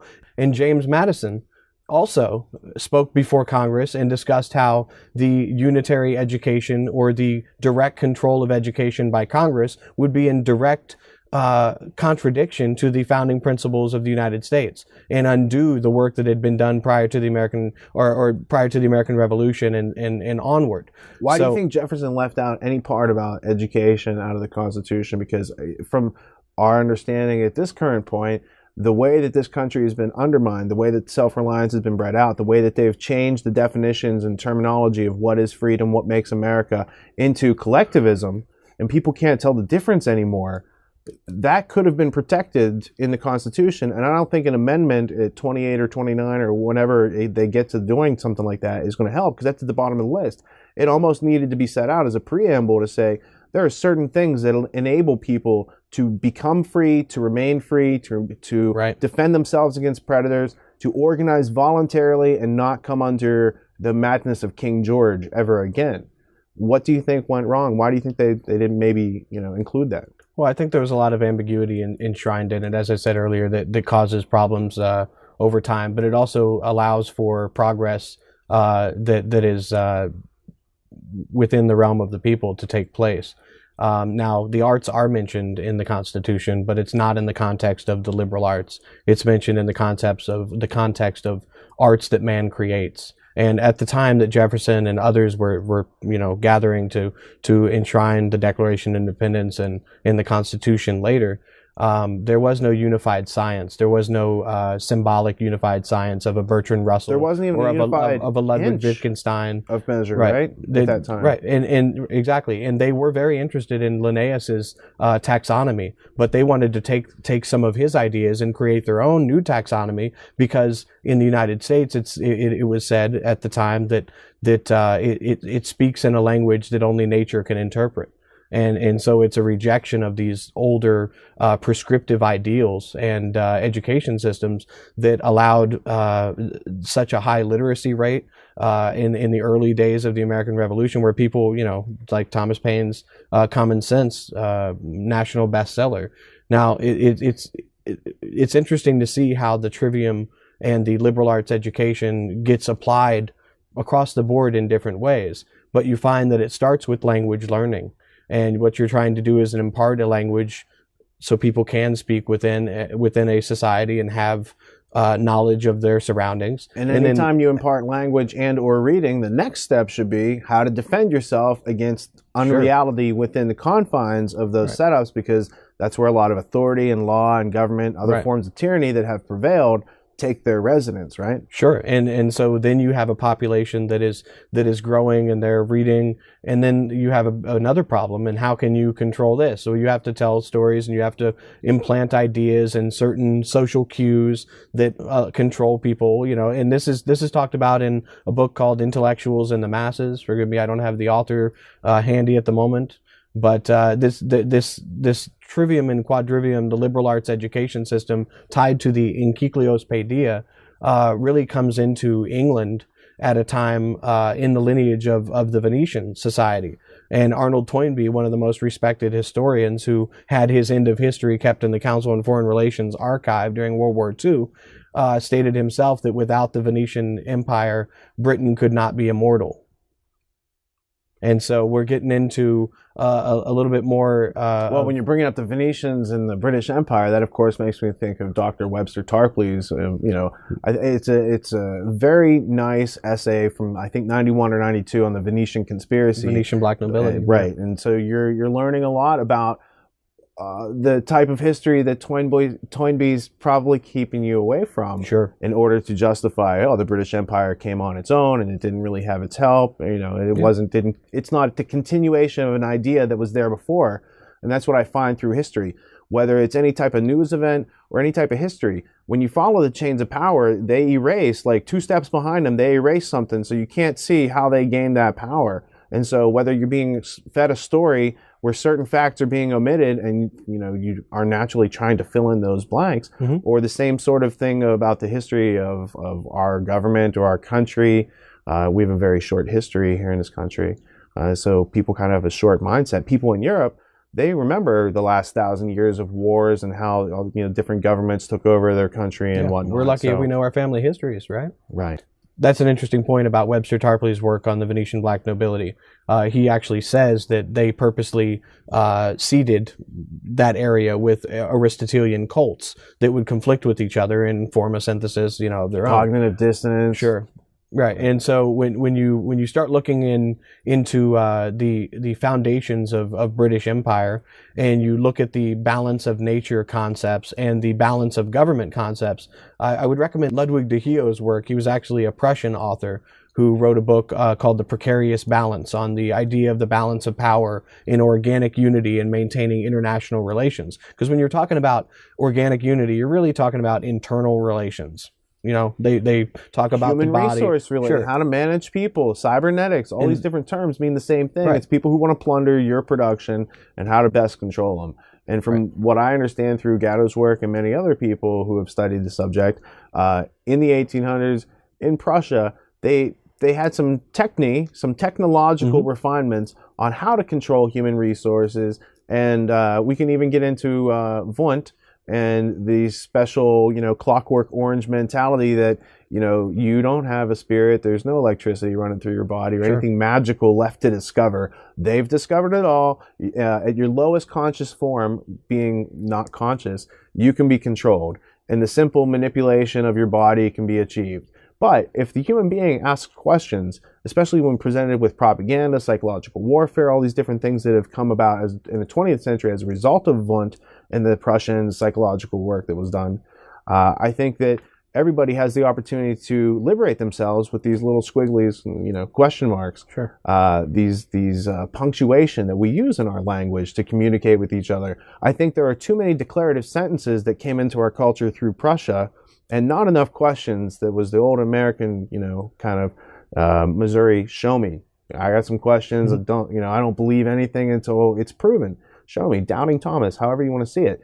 Those are hallmarks of someone who is hard to convince, because they know that the world is full of people who like to, not make their way through life with integrity. They like to deceive people in order to get what they want and gain power. And that's the story of history. So to neglect that is to pretend like we just all got here today and that this place is a big hologram. And even if that were true, what is the lesson of this curriculum being taught? Throughout history, it seems to be plunder versus production. So how did Prussia refine that to make it almost an art and a science of controlling human beings? Well, starting with Frederick the Great and his consolidation of the schooling there, you could actually look back further to Philip Melanchthon, who was a cohort of Martin Luther during the Protestant Reformation, and he was the one who introduced the Trivium, taking it from the Renaissance humanistic values and incorporated it into German education. He's actually the one responsible for creating the gymnasium. Now, when Frederick the Great later gets a hold of this... Didn't Obama just make some comment about the gymnasium and the German education system? Yeah, well, he actually, during the State of the Union, to continue, I guess, in the tradition of getting our educational technology from Germany, he mentions that in Germany right now, their high school education is the equivalent of a technical degree in the United States. So he's encouraging people to take up a very specialized technical degree, and seeing that as a way forward to boost industrial production within society. And this kind of goes back to the idea of Anglo-Saxon Prussianism and the fact that the United States, with the Prussian education system, which John Taylor Gatto has so thoroughly exposed, you see that the United States goes under a change similar to that brought about romantic nationalism in Germany. And so what it does is it creates a stronger adherence to the state. You have the positive rights scenario where you are kind of conscripted, or you have to get licenses for certain rights. And that's not how it was done. That's not how the Declaration of Independence, that's not how the Constitution, to a large degree, set that forward. So there's a change. Now, instead of maintaining the first principles in the United States, of the founding fathers and the principles that were imparted at that point in time, this Prussian education system kind of distracts from that and creates a stronger nationalistic fervor where people can easily be led to go to war. They can be pretty much led to do anything at the behest of national security or national interest. This is why we you look back in history and you say how could the Germans have done what they did and allowed that to take place in World War II, and you fast forward that and you do have to turn it on our own culture and see why we're allowing people to be murdered in our name with drones. Prussia was a militaristic society. Sure. So you're drawing parallels between the education and conditioning system that led to Nazi Germany, which was then imported with great fervor into this country and exported to many countries around the world. Japan's constitution was based on the Prussian constitution, right? So you mentioned this character, Frederick the Great. I like to call him Fred. I don't know if he's great, but he's in charge of creating education. He was highly tied to Freemasonry, and he had Illuminati connections. So what is this cohesion of these secret society groups, these homosocial groups, and the creation specifically of public education, compulsory schooling, and the going after the youngest among us, the weakest among us, the people that we should be guarding, we are turning over to what seem to be predators. Is there any evidence of that? Well, you could call it predators, and you can call it people with a plan. and you have to really delineate the nuances between each group and each intention.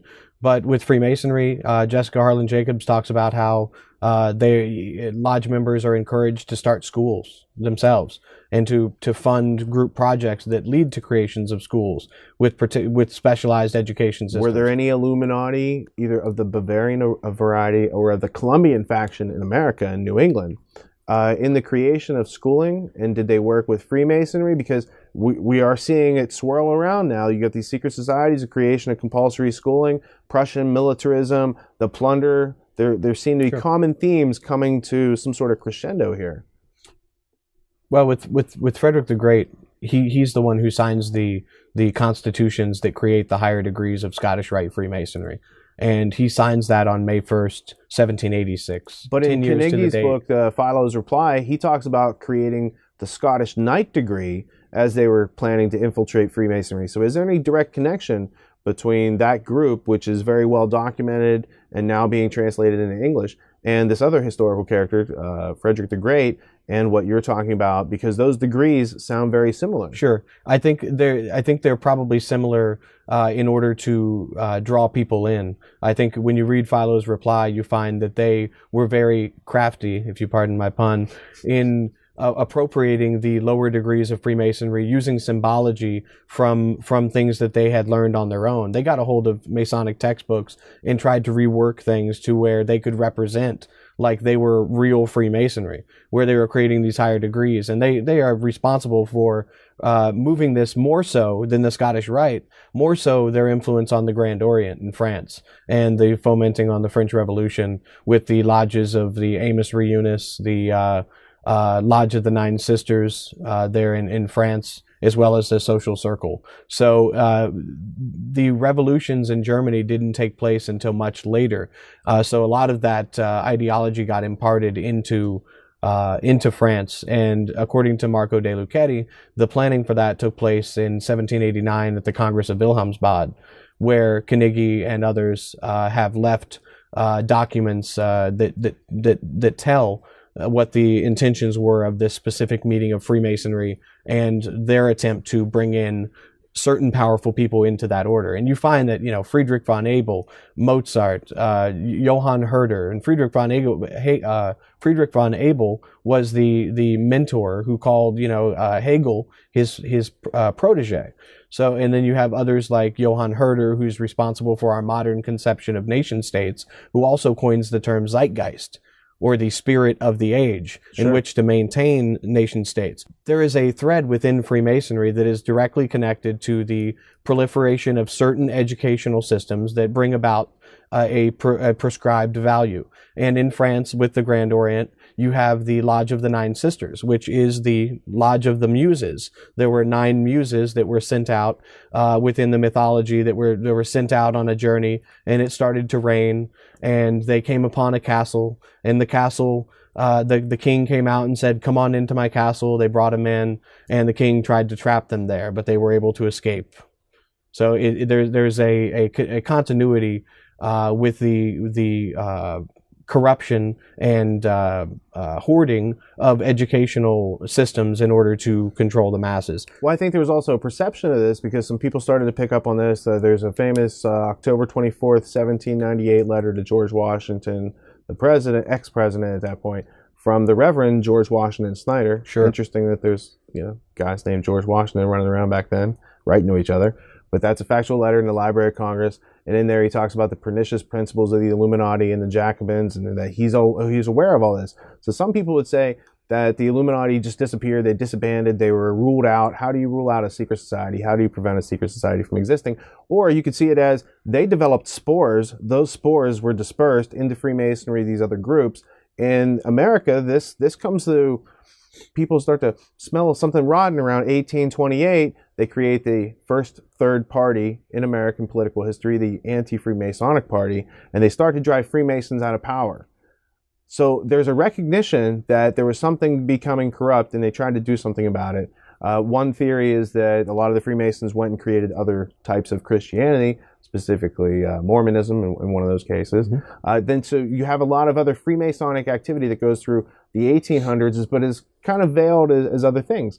Now, mid to late 1800s, you've got Cecil Rhodes and his band of merry men, several of whom are also Freemasons, but they're sharing this idea of a British, specifically a British, not a Catholic, organic unity. And they start to, leverage through the teachings of John Ruskin and these other classical liberal arts, Trivium-like teachers, these powers to change and colonize and change the world in their image specifically. Can you tell us a little bit about that? With the Lodge of the Nine Sisters, D'Estat de Tracy was a member, and as I mentioned, he's the one who creates the word ideology that later gets corrupted by Marx. Franklin was a Grand Master of that, right? Ben Franklin was a Grand Master at another lodge. With 9? I thought it was the Lodge of the Nine Sisters. Was it the Lodge of the Nine Sisters? You don't have to check right now. We've got footnotes and editors upstairs. Somewhere at the bottom of the screen here, it'll give you the answer. Okay, yeah. I guess he was a member of the Lodge of the Nine Sisters. I thought he was a master of the other one, but yeah, so at the Lodge of the Nine Sisters, which is representation of the nine muses, which are the liberal arts, that come down throughout history, and the lineage goes to Martianus Capella, who wrote the Marriage of Philology and Mercury, which is the marriage of wisdom and eloquence, and this is in the oratorical tradition, not the philosophical tradition coming out of Greece. Philosophical alchemy in that book, right? And so the Lodge of the Nine Sisters, this Freemasonic lodge, had members such as D'Estat de Tracy, Voltaire, Benjamin Franklin, and it was part of the Grand Orient of France. Now, with D'Estat de Tracy writing this Elements of Ideology and trying to create grammar, logic, and rhetoric, except taking out rhetoric and putting in that science of ideas, the point I wanted to make about that earlier is that Thomas Jefferson even rejected that as being too abstract, because they had the first principles of government that they thought would be necessary to impart in order for the negative view of freedom to reside there. So I think that's just an important point to make in relation to his connection to Freemasonry and the ideologists, and that this was even rejected by Napoleon, because he saw them as those that sought to establish first principles in order to base constitutions on. And since he had switched power, that was not advantageous to him. And D'Estat de Tracy was deposed from his educational position in France, where he sought to create this. And in his own writings, he talks about making grammar, logic, and ideology a new unity that could be proliferated on man. Thomas Jefferson, while translating some of his other works on political economy, rejected that as being too abstract and not enough principle and measuring of existence. Jefferson definitely wasn't an empire builder. No, but I mean, he obviously had his own contradictions and atrocities, and It wasn't only him. And so when you point out Thomas Jefferson, Noah Webster, Thomas Paine, and those that sought to create a new American language with a new structure and a new way of creation with neologisms, this was really something that was profound at the time, especially with the English language not being really formalized into grammatical rules until the early 1700s. So that's good for the American Revolution section. Sorry, I had to get that in there. That's all right. All right. Cecil Rhodes. Well, we talked earlier about the Jesuit order and how the Jesuit order has become a model for similar societies that seek to put out their own agendas and enact them over time. The Illuminati refers to the Jesuits. Israel was based on the plan of the Jesuits. Sure. Cecil Rhodes, who also played a role of taking Jesuit learnings and. Yeah, and it's really a concept that does go back to India in the monitorial learning systems, where you have a preceptor or a tutor directly over you that's keeping direct control and can pitch you against other people. And so that's what the Jesuit order has in its blood oaths, and while they have different aims, the Illuminati sought to create rings within rings and be able to push their ideas without telling everybody involved what was going on. So it's how they make another brick in the wall. Sure. And that's the craft of Masonry. What many people don't know about Cecil Rhodes and his plans to create a secret society is that his goal was to change the logic of the United States Constitution in order to bring the United States back into the fold of empire. He says if King George III hadn't been so incompetent, they would have been having meetings in Parliament in New York and England every other year. And he sought to create, through the concept of organic unity, overlapping set of rings of organizations within ecumenical circles, within sporting circles, within education. And this was meant to tell a story that would outlive the nationalistic concepts. When reading Carroll Quigley's Tragedy and Hope, published in 1966, he's a professor at Georgetown University who was a mentor to Bill Clinton, later president of the United States. You find that a secret society of like-minded men, stemming from the last wills and testament of Cecil John Rhodes, was enacted in order to bring the United States back under the control of British dominion. That was their ultimate goal. Now, this changed over time through the concept that I have already described with the ordinal and cardinal structures of a story. And his story was very much respected on both sides of the Atlantic. There were factions within the United States that agreed with Cecil Rhodes' vision for the world. Within his wills and testament, he sought to appoint J.R. Seeley, who wrote a book called The Life of Stein. And The Life of Stein was all about Prussian nationalism and the new form of nationalism that Johann Fichte had created with the Address to the German Nation, and how to proliferate this onto a Anglo-Saxon type of nationalism. And this is what Cecil Rhodes was after. He was constantly speaking of the English-speaking people, and everybody else was a barbarian. And he developed, this kind of classical model through his actions that others picked up. When he would go to South Africa and try to educate the Metabel amongst the population, and he saw them as lesser, and that there was only equal rights only for civilized men. Now you can see a direct contradiction. It's not equal rights for civilized men in the United States. You have equal rights because you have inherent rights based on natural rights liberalism. It took him a little while to work that out, but that's how it should have been the whole time. Sure, and that's how it should have been the whole time. Obviously, there were major contradictions in how that was enacted, but I'm speaking more towards the history of ideas and the words. We obviously know that they didn't intend for women or for minorities to be landholders or to have many rights that they could. Well, the end document, but they had arguments about that because some people believed, and they didn't get their say, and there's a whole lot of history. That's why it's so interesting to study these things. Yeah. It's not just how they taught us in one paragraph in the 4th grade history book. Right. And so with Cecil Rhodes' last will and testament calling for bringing the United States back into the fold with a copy of the United States Constitution, you start to see how they sought to change the logic. To decontextualize the history and make us forget why we split. Exactly. So out of that, they create the Rhodes Trust, in which Lord Rothschild funds, as well as Alfred Biet and Abe Bailey, some of the original trustees of the Rhodes organization. And they bring in many scholars from the United States, more than anywhere else in the world. They say themselves that Germany was really just ornamental. They wanted to have political leaders from Germany come into the fold, but it was really about having 2 Rhodes scholars in each state of the United States and bringing the best and the brightest over there in order to affect a spatio-temporal consciousness shift in these individuals that might lead to profound change away from the nationalism that America was founded away upon. From self-reliance, away from everything that right. America was, was idealized to be. And you find even as early as 1911, the Milner Group, which is Alfred Milner and Lionel Curtis, those that go on to create the Royal Institute of International Affairs. And carry out Rhodes's legacy. Carry out Rhodes's legacy, as well as add funds to it. And involved in the Paris Peace Conference of 1919, and involved in getting the United States into war in the first place, which is where it's worth looking into Carroll Quigley's work. But it's not only Carroll Quigley. There's Porter Sargent, who has written many books on war and education and getting us into war, getting U.S. into war.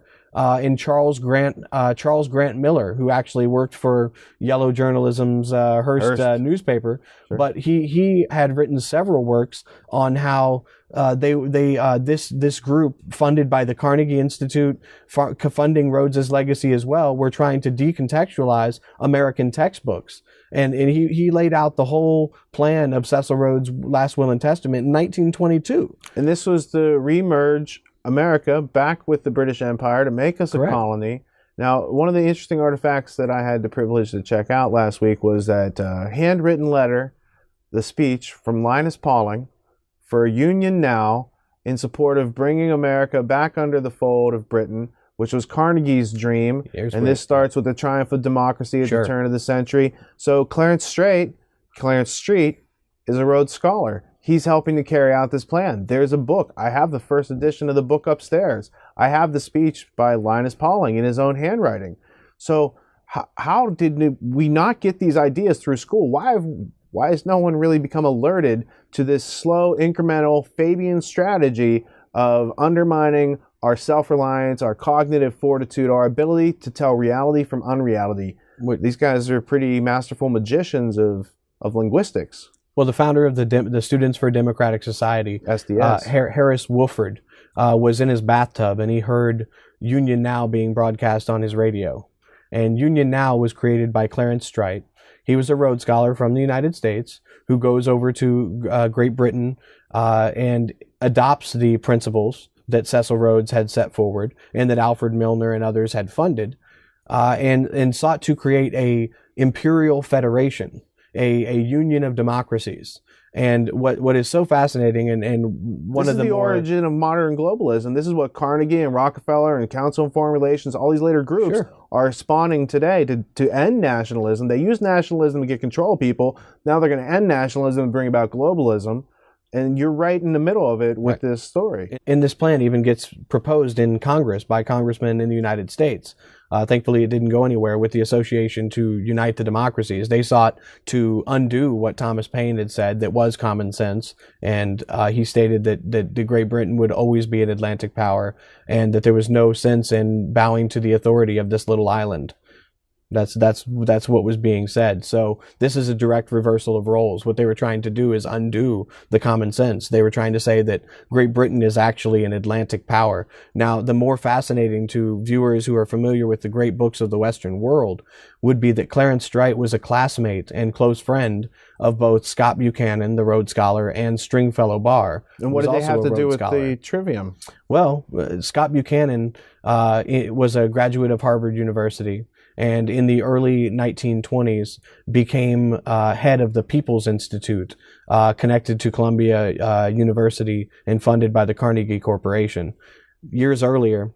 But Stringfellow Barr and Scott Buchanan, they're both Rhodes Scholars. Yes. So why does Carnegie want to fund them? Is there an alliance between some of these transnationalists? Yeah, there is an alliance. What happens is Scott Buchanan becomes the director of the People's Institute, and this People's Institute was arranged in order to bring in immigrant populations that were coming into the settlement houses into the United States and try to educate them on a homogenized education system to indoctrinate them into so-called American values or Anglo-American values. Unity. Right. And so you had a clean slate which to work with because these people wanted to become citizens, a lot of them. So Clarence Street creates this project called Union Now, which Alfred Milner, as well as the Anglo-American establishment in the United States, had signed on to. See, because after the last will and testament of Cecil John Rhodes, in which he said, he wished there could have been a parliament in New York and in England, they did get something similar. They created what was called the Pilgrim Society, in which one of the founders had been a brigadier general during the Boer War in South Africa that was all brought on by Cecil Rhodes and the Jameson raid that took place there. All people that were involved in Milner's kindergarten. So that was the origin of apartheid in South Africa. That's correct. Yeah, Chengi Raghavan would call that the origin of apartheid. And that goes along with Jan Christian Smuts, who creates the philosophy of holism, which is really this organic unity principle that I'm trying to impart, that is the philosophy of British Empire. It's the philosophy of plunder. It's the philosophy of taking away other people's rights. They're just the latest to harness it. Right. And they're trying to be immortal with it, and they're succeeding because they rebrand it. Yeah, exactly. Yeah. So Harris Woolford lays out, and you said a minute ago that was so perfect for this discussion.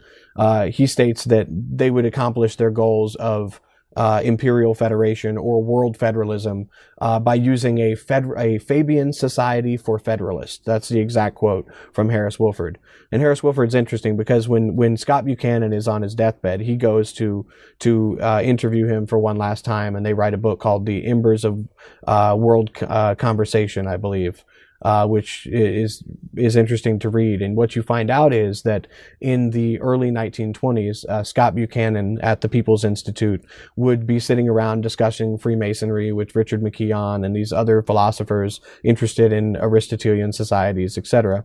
And what you find is that he gets ascribed as rediscovering the classical trivium. Richard McKeon says that he had just got done studying with Etienne Golson, who was a medieval scholar who spent 30 years with Marshall McLuhan.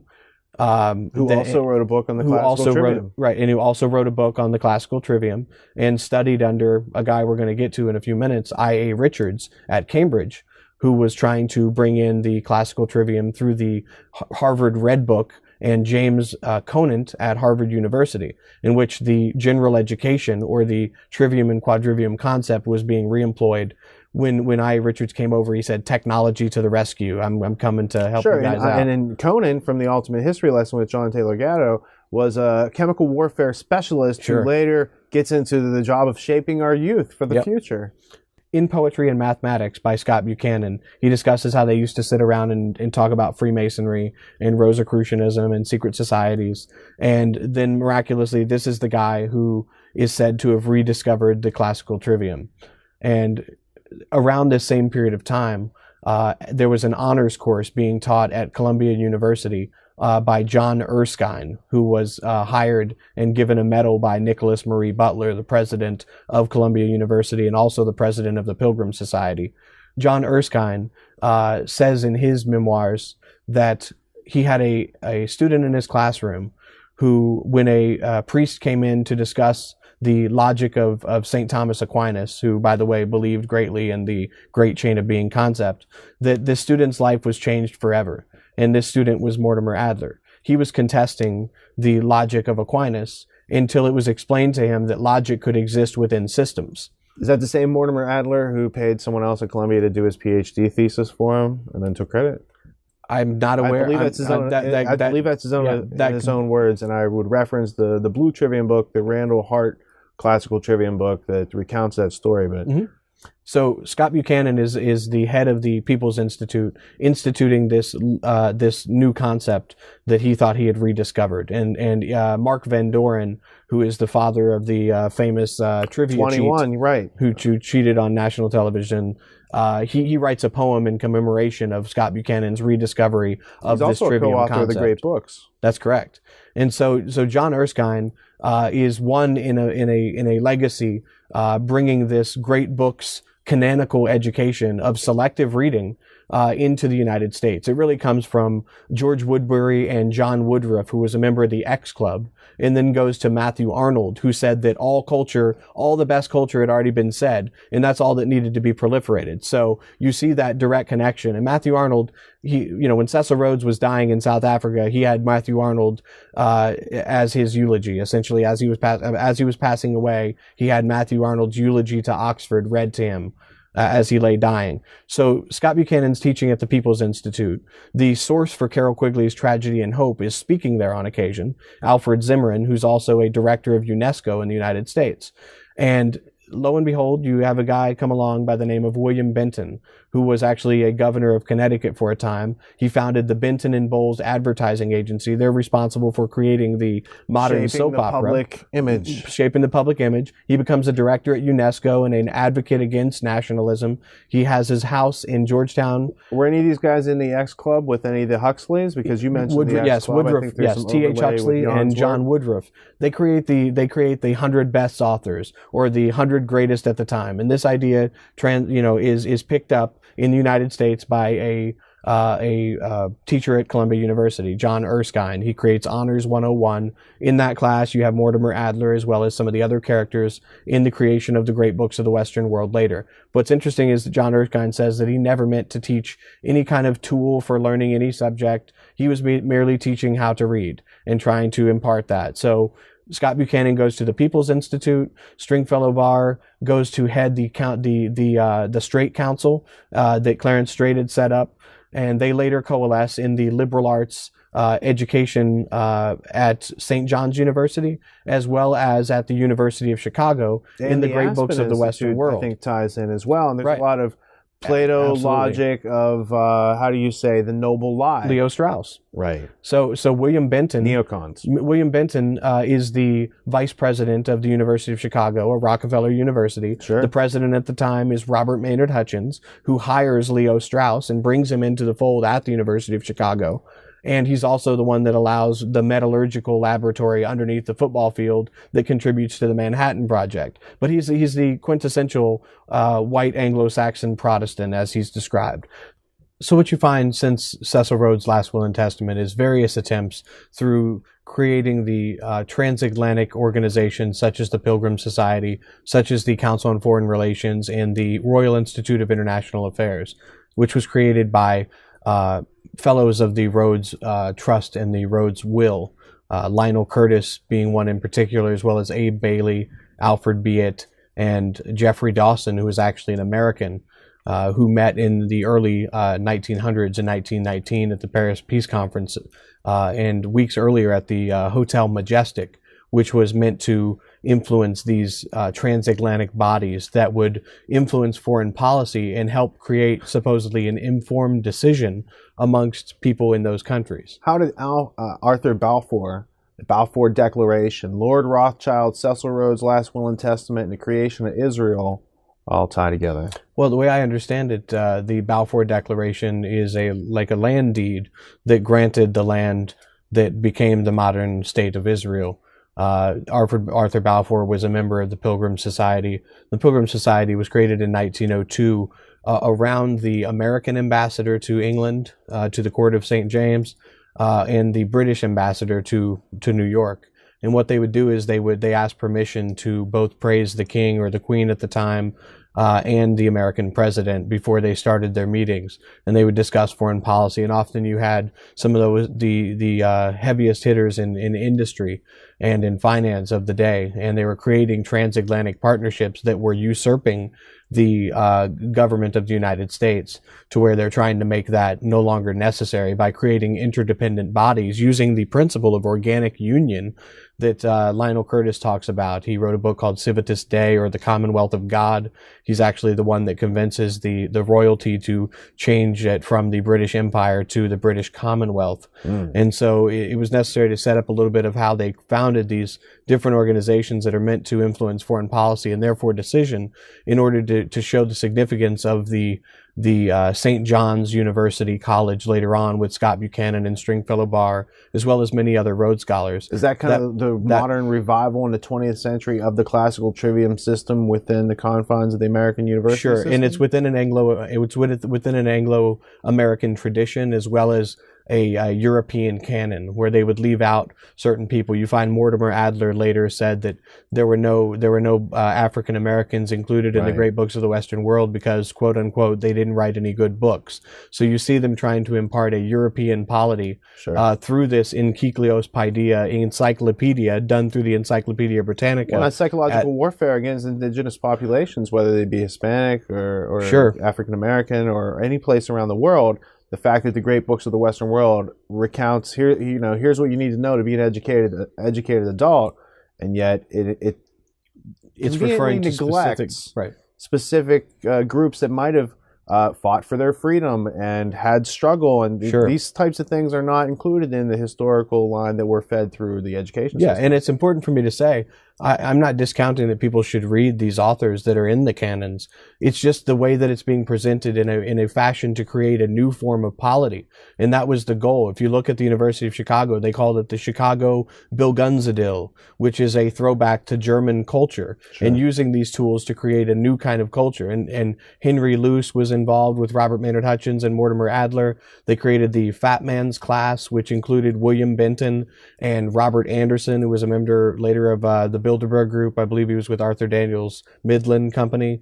But William Benton, the most significant to be influenced by this idea that came from Columbia University into the University of Chicago, is William Benton. He founded that Benton Bowles ad agency. He was the head of Lord and Thomas, which was founded by Albert Lasker, who's one of the founders of modern advertising. There's also a Rhodes Scholarship mentality of the J. Walter Thompson's company. So there's a lot of advertising, marketing to change the cultures around the world to be Sure. more like the British. And in a book by Denise Sutton called Globalizing Ideal Beauty, she thoroughly exposes how the J. Walter Thompson Company, which did the American advertising overseas for the De Beers Diamond Cartel, as well as others that Cecil Rhodes was the founder of, they employed a lot of behavioristic thinking, as well as, John B. Watson and others.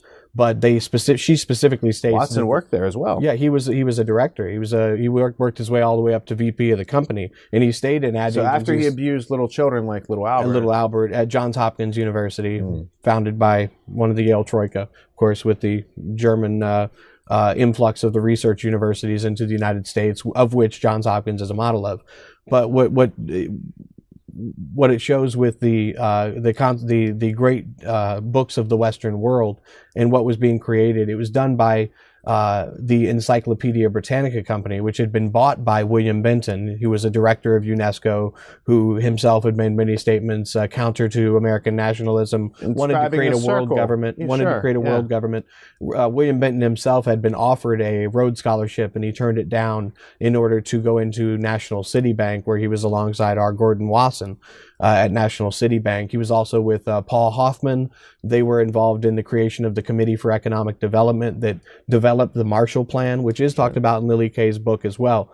The Marshall Plan, where they were able to kind of change the European economy based on what they didn't get to accomplish with the Bank of International Settlements, in the 20 years before. So in the 1940s, you find William Benton buys the Encyclopedia Britannica, which was the Encyclopedia Britannica. It was created in Britain as a counter to Diderot's encyclopedia during the French replaying of the French Revolution. Idea. Sure, it's repeating unified itself. consciousness. It's battling unified consciousnesses. That's what it is. And so you have Diderot, who has his own encyclopedia, and he has his own thoughts. I'd recommend Gottfried Lessing, who's talked about in Critique and Crisis, the book that deals with Freemasonry. Reinhard Kostelik's book. He is one of the people that is said to have systematized the idea of Freemasonry as a check on states. He deals with Diderot's concept of the citizen spectator and how the dramatic effect of imparting individuality to crowds, and it's really not the performer on the stage, it's the person in the crowd that is adopting what is being imparted by the stage. You find how you see how these ideas. This is all about the creation of culture, the artificial creation of culture, not through natural meeting our needs, improving our lives, living, surviving, thriving. It's not about that. It's about them imprinting their will on us. Sure. So tell me how someone who hangs out with the Rhodes Roundtable group, someone who might have been a Freemason like H.G. Wells and his works, is shaping culture alongside someone named I.A. Richards, who we mentioned earlier. Okay.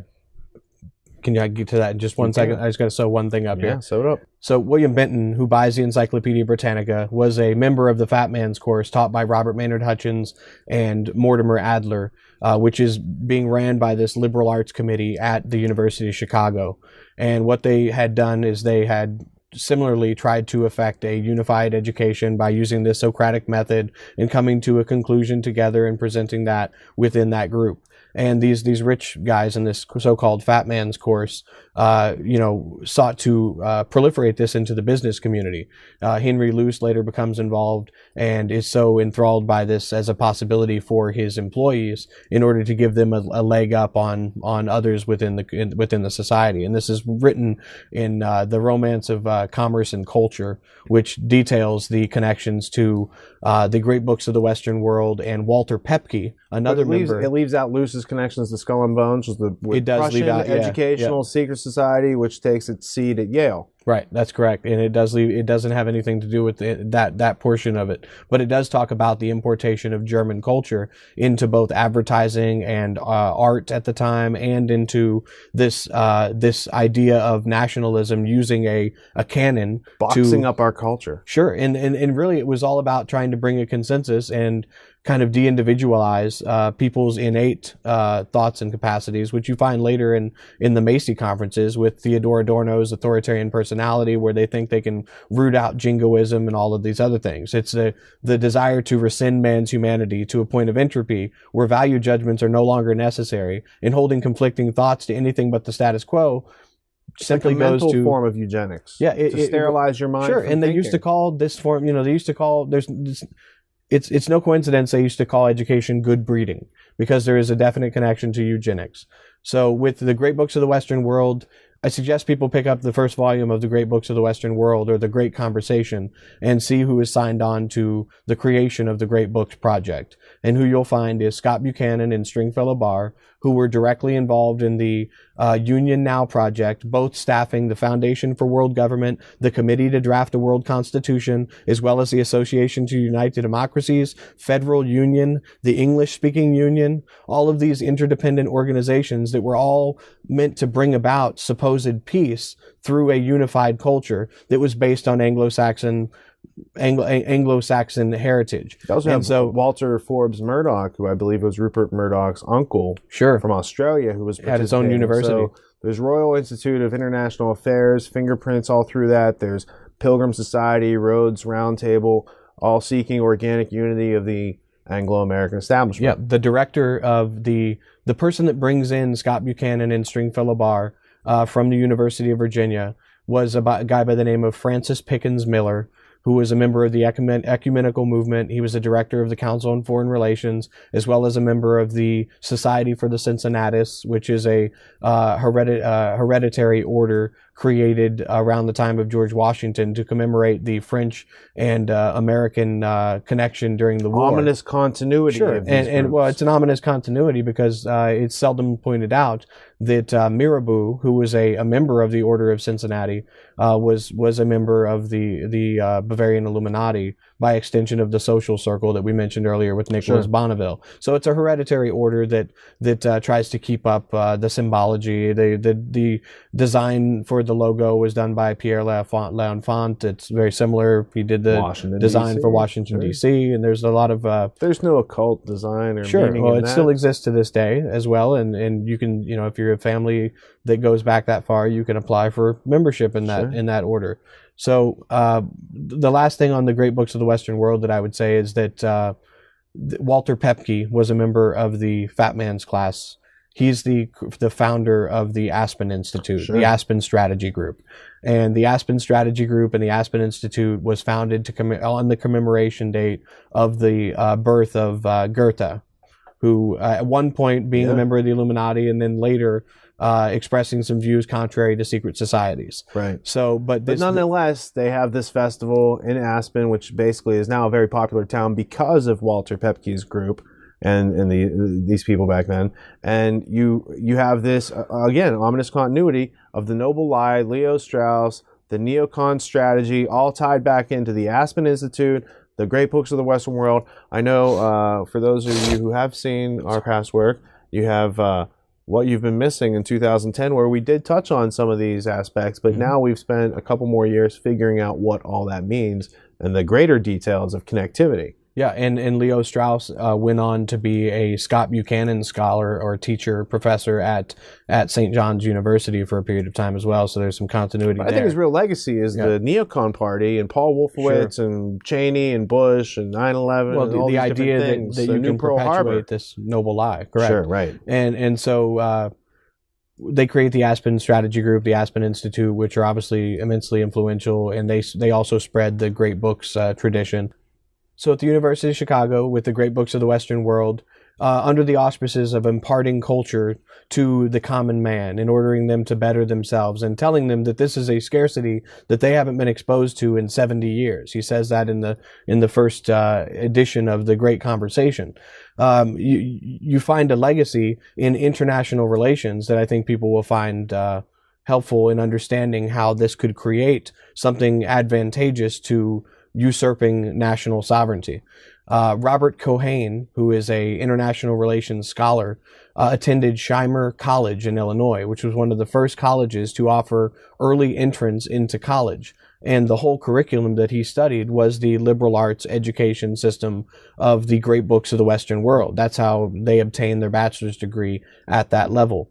Now, his partner in writing a book later in life is Joseph S. Nye Jr., who is a Rhodes Scholar and at one point a director of the Rhodes Trust in Great Britain, and he's a John F. Kennedy Scholar at Harvard University. He was the tutor of Gaddafi's kid, wasn't he? Yeah, well, when Gaddafi's son after Gaddafi was kind of turned against after the Bush administration's attempt to... And before he was sodomized. Sure, yeah, before all of that took place, Joseph Nye had, through the Monitor Group, which is now a... it's a callback to the Indian Monitor schools.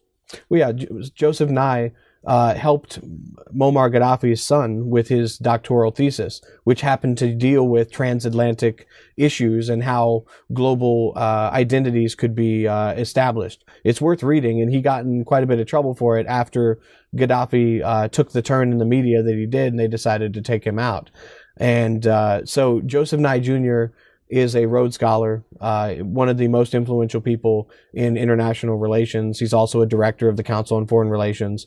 Him and Robert Cohane wrote Power and Interdependence, which is an international relations theory based on interdependence of nations and creating transnational bodies through corporations that would sow more interdependence throughout the world and bring about the kind of order that they desire. And it takes longer than maybe some of the British plans that were also funded by the Rockefeller Foundation, with the British Committee for the Theory of International Politics with Herbert Butterfield. And this is the side that really drives the Royal Institute, and more specifically, the London School of Economics. Sure, it's a Fabian socialist creation, also funded by the Rothschild banking family, famous internationalists. And they're the ones who bring in over 100 or more of the top Libyan officials under Muammar Gaddafi to re-educate them within government relations, so they could go back and have a stronger structure of government there. And that's where Muammar Gaddafi's thesis that Joseph Nye helped him on, Muammar Gaddafi's son's thesis that Joseph Nye helped on,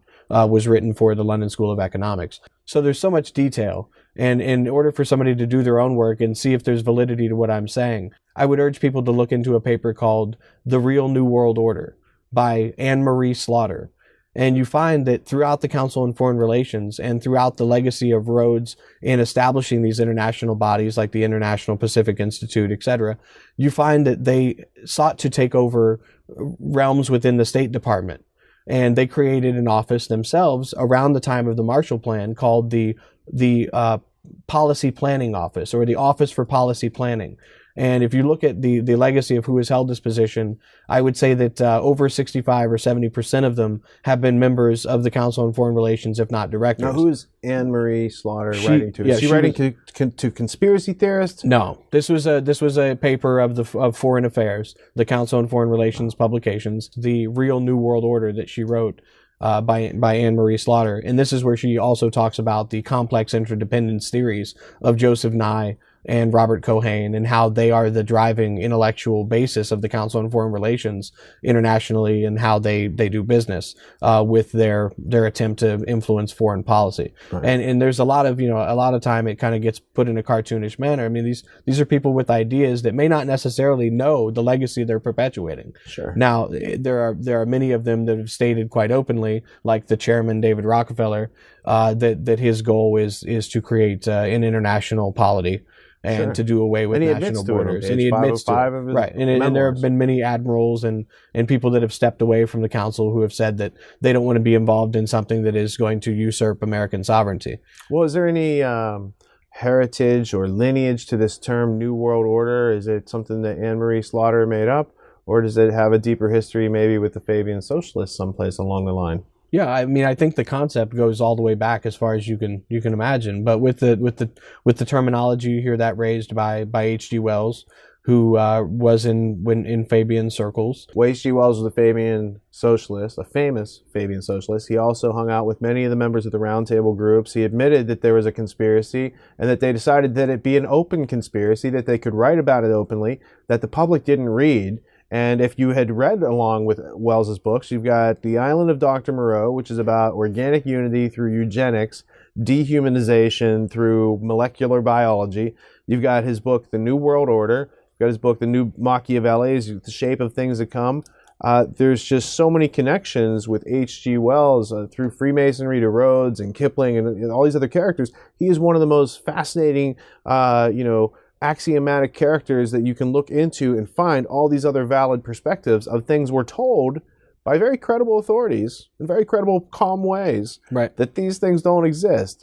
but in fact they do. They're in your library, they're at these bookstores. You can get your hands and start to read into what I.A. Richards or H.G. Wells and these characters with 2 initials and a last name had to try to, make everybody the same for management purposes. Yeah, and I.A. Richards is one of, like H.G. Wells, who endorsed the idea of a American federation or a federation of democracies, this democratic union that they sought to erase national borders at the behest of this aristocracy or this class that felt that they were they were capable and ethically responsible to control the many. Sure. So with regard to H.G. Wells and the shape of things to come, he discusses newspeak as well as elsewhere, where language could be broken down in a way to spread a certain culture as far as can be, well, and how it could also be used to control technology. Right, to use it as a technology and to control the thoughts of those that interacted with those languages. I think what H.G. Wells is referring to is C.K. Ogden and I.A. Richards' work, The Meaning of Meaning, and the work that they did together on the creation of Basic English, which was an 850-word language structure that they thought they could introduce into China and into cultures where no English was spoken in order to have an inlet into commerce and into statecraft and to influence that society, because many of these older societies have languages that are protected through their social customs and the way they interact with others, and there was a push, as there still is today, to impart the liberal arts into China in the hopes that it will create a civil polity. There is a university that's doing that right now. So it's interesting to hear Gatto's stories about how they want to stay away from Prussian education or see how they can try to, work their system. But it's also the other way around, that there was this creation of a language structure that was meant to limit people's capacity to think within the English language. They wanted to spread it all around the world to create a unified culture. Well, language is a technology. It's a form of technology. It can be a limiting technology, as in the classical Trivium, or it can be an unlimiting technology, as in the case of what we've been presented through Gnostic Media and Gino Denning's version of modernizing it for individuals, as opposed to the system to make individuals into a collectivist mindset. Yeah, and also I would actually take it further in saying that inherent rights in our inherent capacity to reason displaces the need for arcane rules of judgment in that capacity. Now, it doesn't mean that people can't use that in order to see that in humankind, to see the capacity that it already exists. And I think that's what common sense and the period, that people say the fire in the minds of men was really about, because it was a rejection of the idea that you had to use some prescription to exist within the world, because existence exists. And now, while it can help to have these methodologies in order to further your understanding or to make a process streamlined, I think also there is a need to preserve the oral traditions and the familial cultures that make true culture, true organic unity. Well, that's what they're trying to attack. Possible. That's the whole reason. Yeah, they want to do away with. They want our rights because, and they change our language to get to our rights. There's some very important things that they've taught us, basically to forget about, and that they don't mean anything. And that's the scam. That the most important things aren't worth anything. The things that are worth nothing are the most important. That's the whole diamond scam, as Cecil Rhodes and all these other characters have played out and gained power from.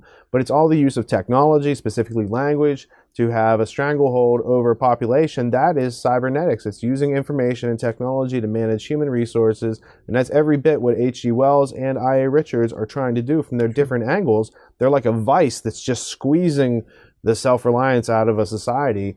And psychological warfare with H.G. Wells, The War of the Worlds broadcast, then was rebroadcast by Orson Welles, So this whole idea of using the mind as or as Stephen Biko would say, the most powerful weapon in the hands of the oppressor is the minds of the oppressed.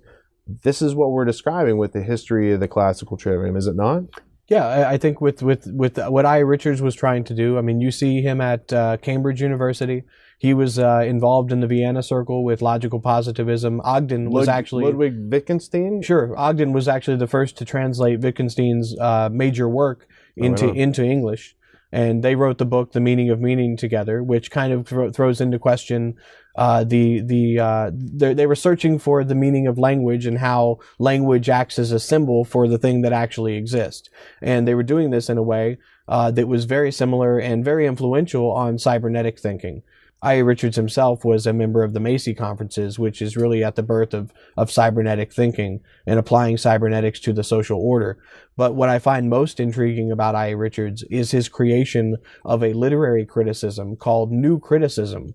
Now, New Criticism, by his own words, was meant to allow a reader to read a document of historical significance, but leave the historical significance out and bring that up to date to battle with the historical causes in the present tense in a way that negates the importance of keeping that intact. Decontextualize the history, break people's chain of attachment to that which originated America.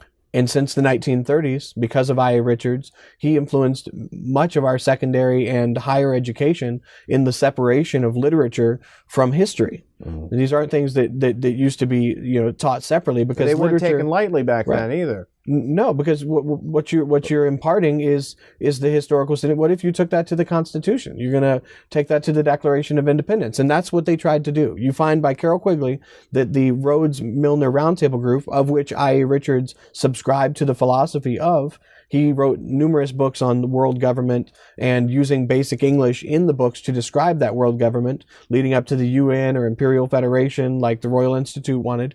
But what you find is that this concept of decontextualizing history in order to bring about an organic unity really goes back to the German Romantic movement translating into England by Samuel Coleridge. And then Samuel Coleridge is a major influence on the liberal Anglican tradition, and Matthew Arnold, as well as J.R. Seeley and the people I mentioned that were very influential on Cecil John Rhodes, and his need to spread the English language and classical education as the best culture in order to eliminate the intrinsic value of other cultures around the world, because they didn't see them to have any. They were barbarians.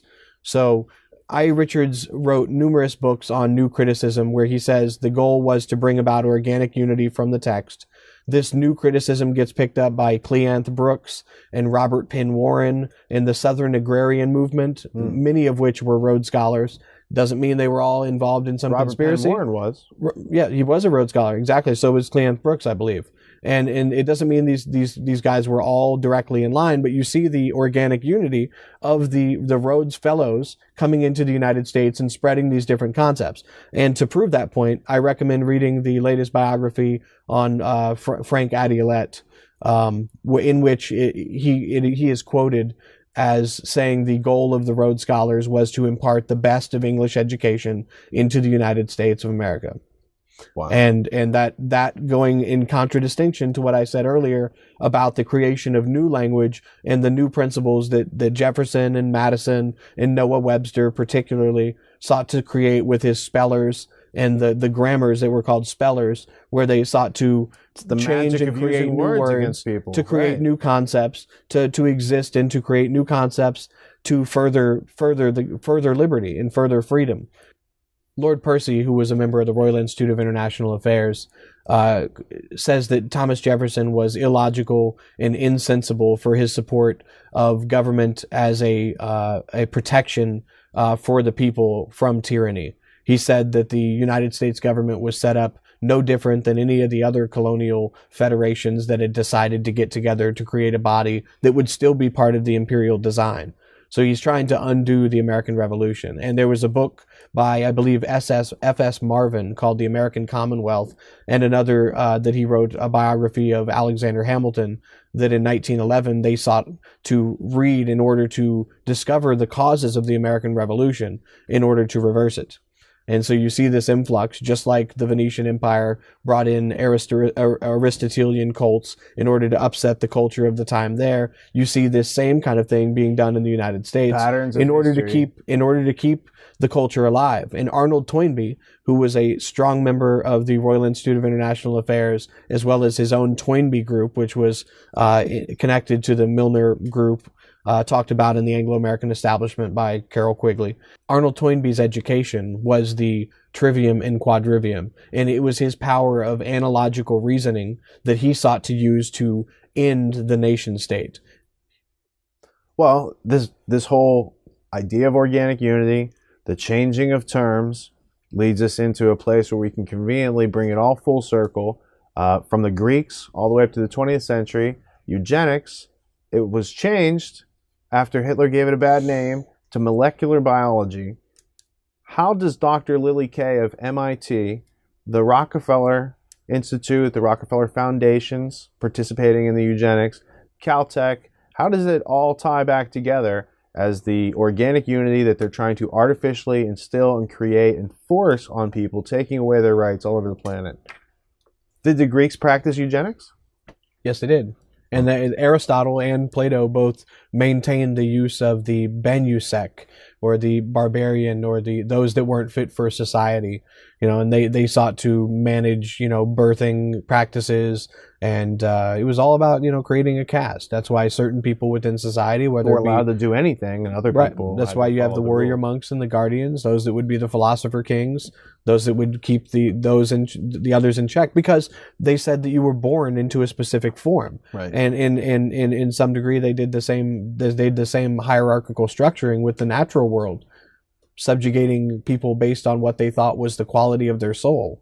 I mean, I've not seen that index in their logic. Well, at least they thought in that case that people had a soul, whereas Wilhelm Wundt says you're a clockwork orange, you have no soul, you can just be, played with like an animal, and Sure. He doesn't have to feel bad about it. Well, in Wilhelm Wundt's, just for a connection, Wilhelm Wundt's grandfather was a member of the Order of the Illuminati, the Bavarian Illuminati. And who were some of Wundt's famous students? Some of Wundt's favorite students would be Frank Angel, as well as Yale?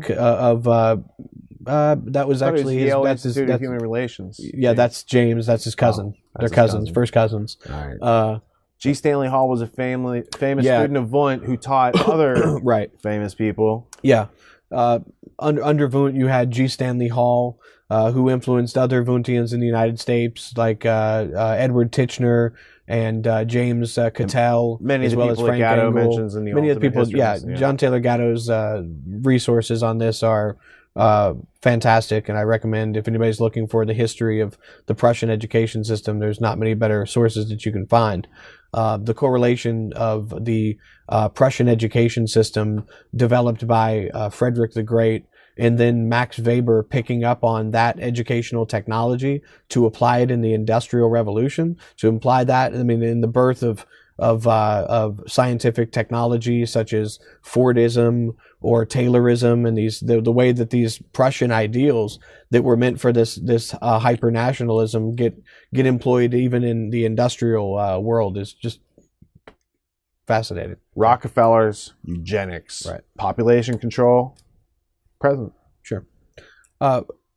2 years ago, when I discovered the molecular biology book by Lily Kay, The Molecular Vision of Life, Rockefeller, Caltech, and their influence on molecular biology, I was intrigued to find somebody who had access to the records being able to expose the Rockefeller Foundation in a way that was not necessarily in line with what they would have liked to have seen happen.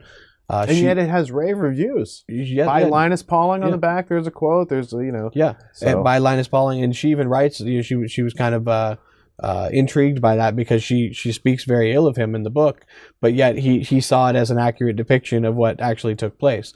And he was a signatory to the Union Now project and wrote on it himself, as well as his wife. They attended Commonwealth Club meetings in California, in which this was the topic of the day. And that's other organizations that are connected to the Council on Foreign Relations.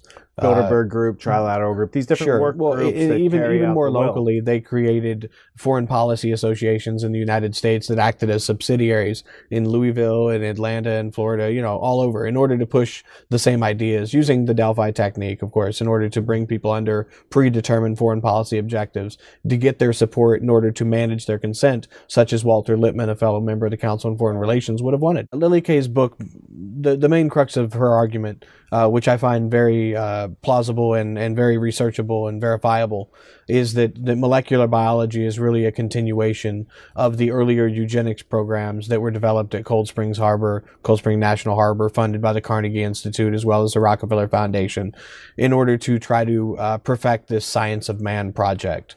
And this really begins with Edward Allsworth Ross and his influence of social control, and the creation of the Yale Institute of Human Relations, later on the creation of the Tavistock Institute, and these different ways of mapping the human individual in order to do away with its individuality. Sure.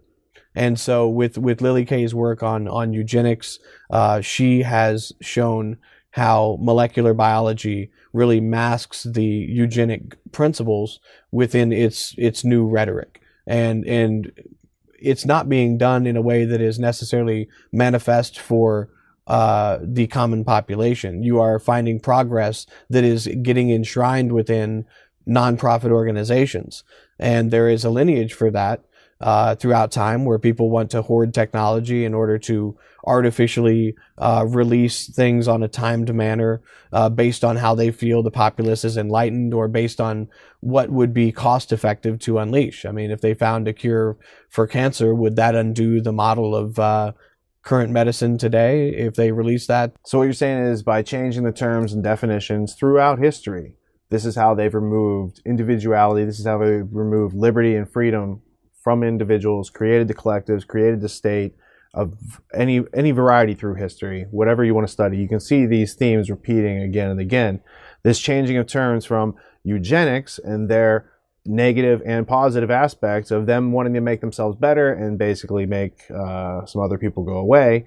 That's racism, it's irrationality. Some people might characterize it as evil, but that's a judgment. You can say on the basis of logic, it is irrational for those few people to make decisions on behalf of so many other people that they've never acquired the voluntary permission of, right?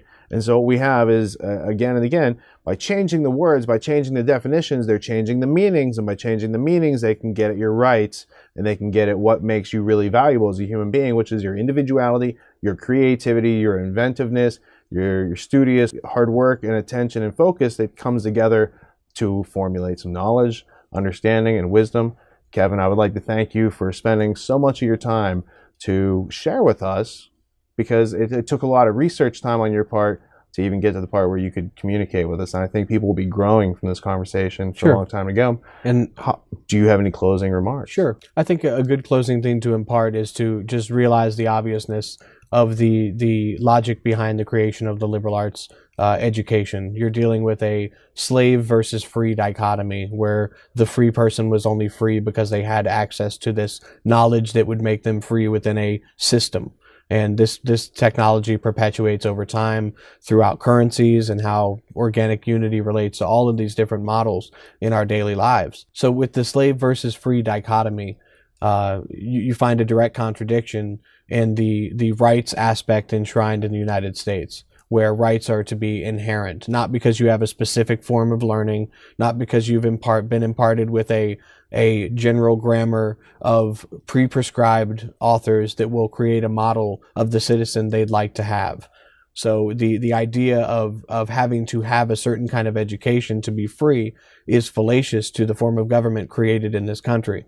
And the first principles established by natural rights liberalism, which in my opinion used a linguistic nominalistic strategy without embracing nominalism, used that strategy to upset the authority of the day, to upset the auctors and the storytellers of that day, and those that we place our authority and our values and our lives into. Now, we can create common bonds through our own volition. We can create common communities that have a natural unity.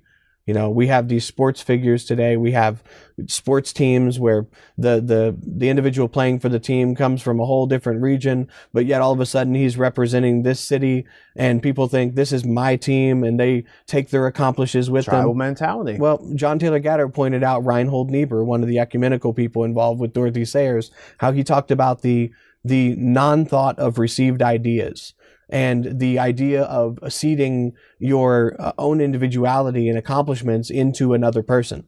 Now, did I go to the moon? Did Americans go to the moon? We did. You know that. Did we go to the moon? We won World War II. And you can look at it from a perspective of humanity and say that's great that, you know, we're as you were around back then. Well, no, I wasn't. But what I'm pointing out is basically this idea of ceding your own individuality to the accomplishments of the greater whole, and especially when those entities are really there to harvest your money, to get you in their seats. It's not your team. They don't, you know, it's good to be, if it entertains you, that's fine. There's nothing wrong with that.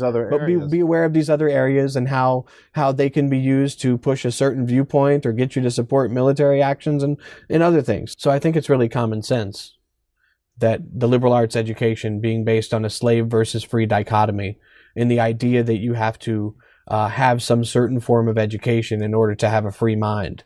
You know, Bob Marley says, none but ourselves can free our mind. And they very much were doing the same perpetuation of a strict classical education on the African people to bring in those that they thought could run the authority down the road. So in the same way, in the United States, there's nothing wrong with reading the great books of the world. There's nothing wrong with reading these individual authors and making your own decisions. But when you have somebody else's roadmap and they're leaving out key portions of history based on arbitrary reasoning in order to create a certain type of polity, it's something that you need to pay attention to.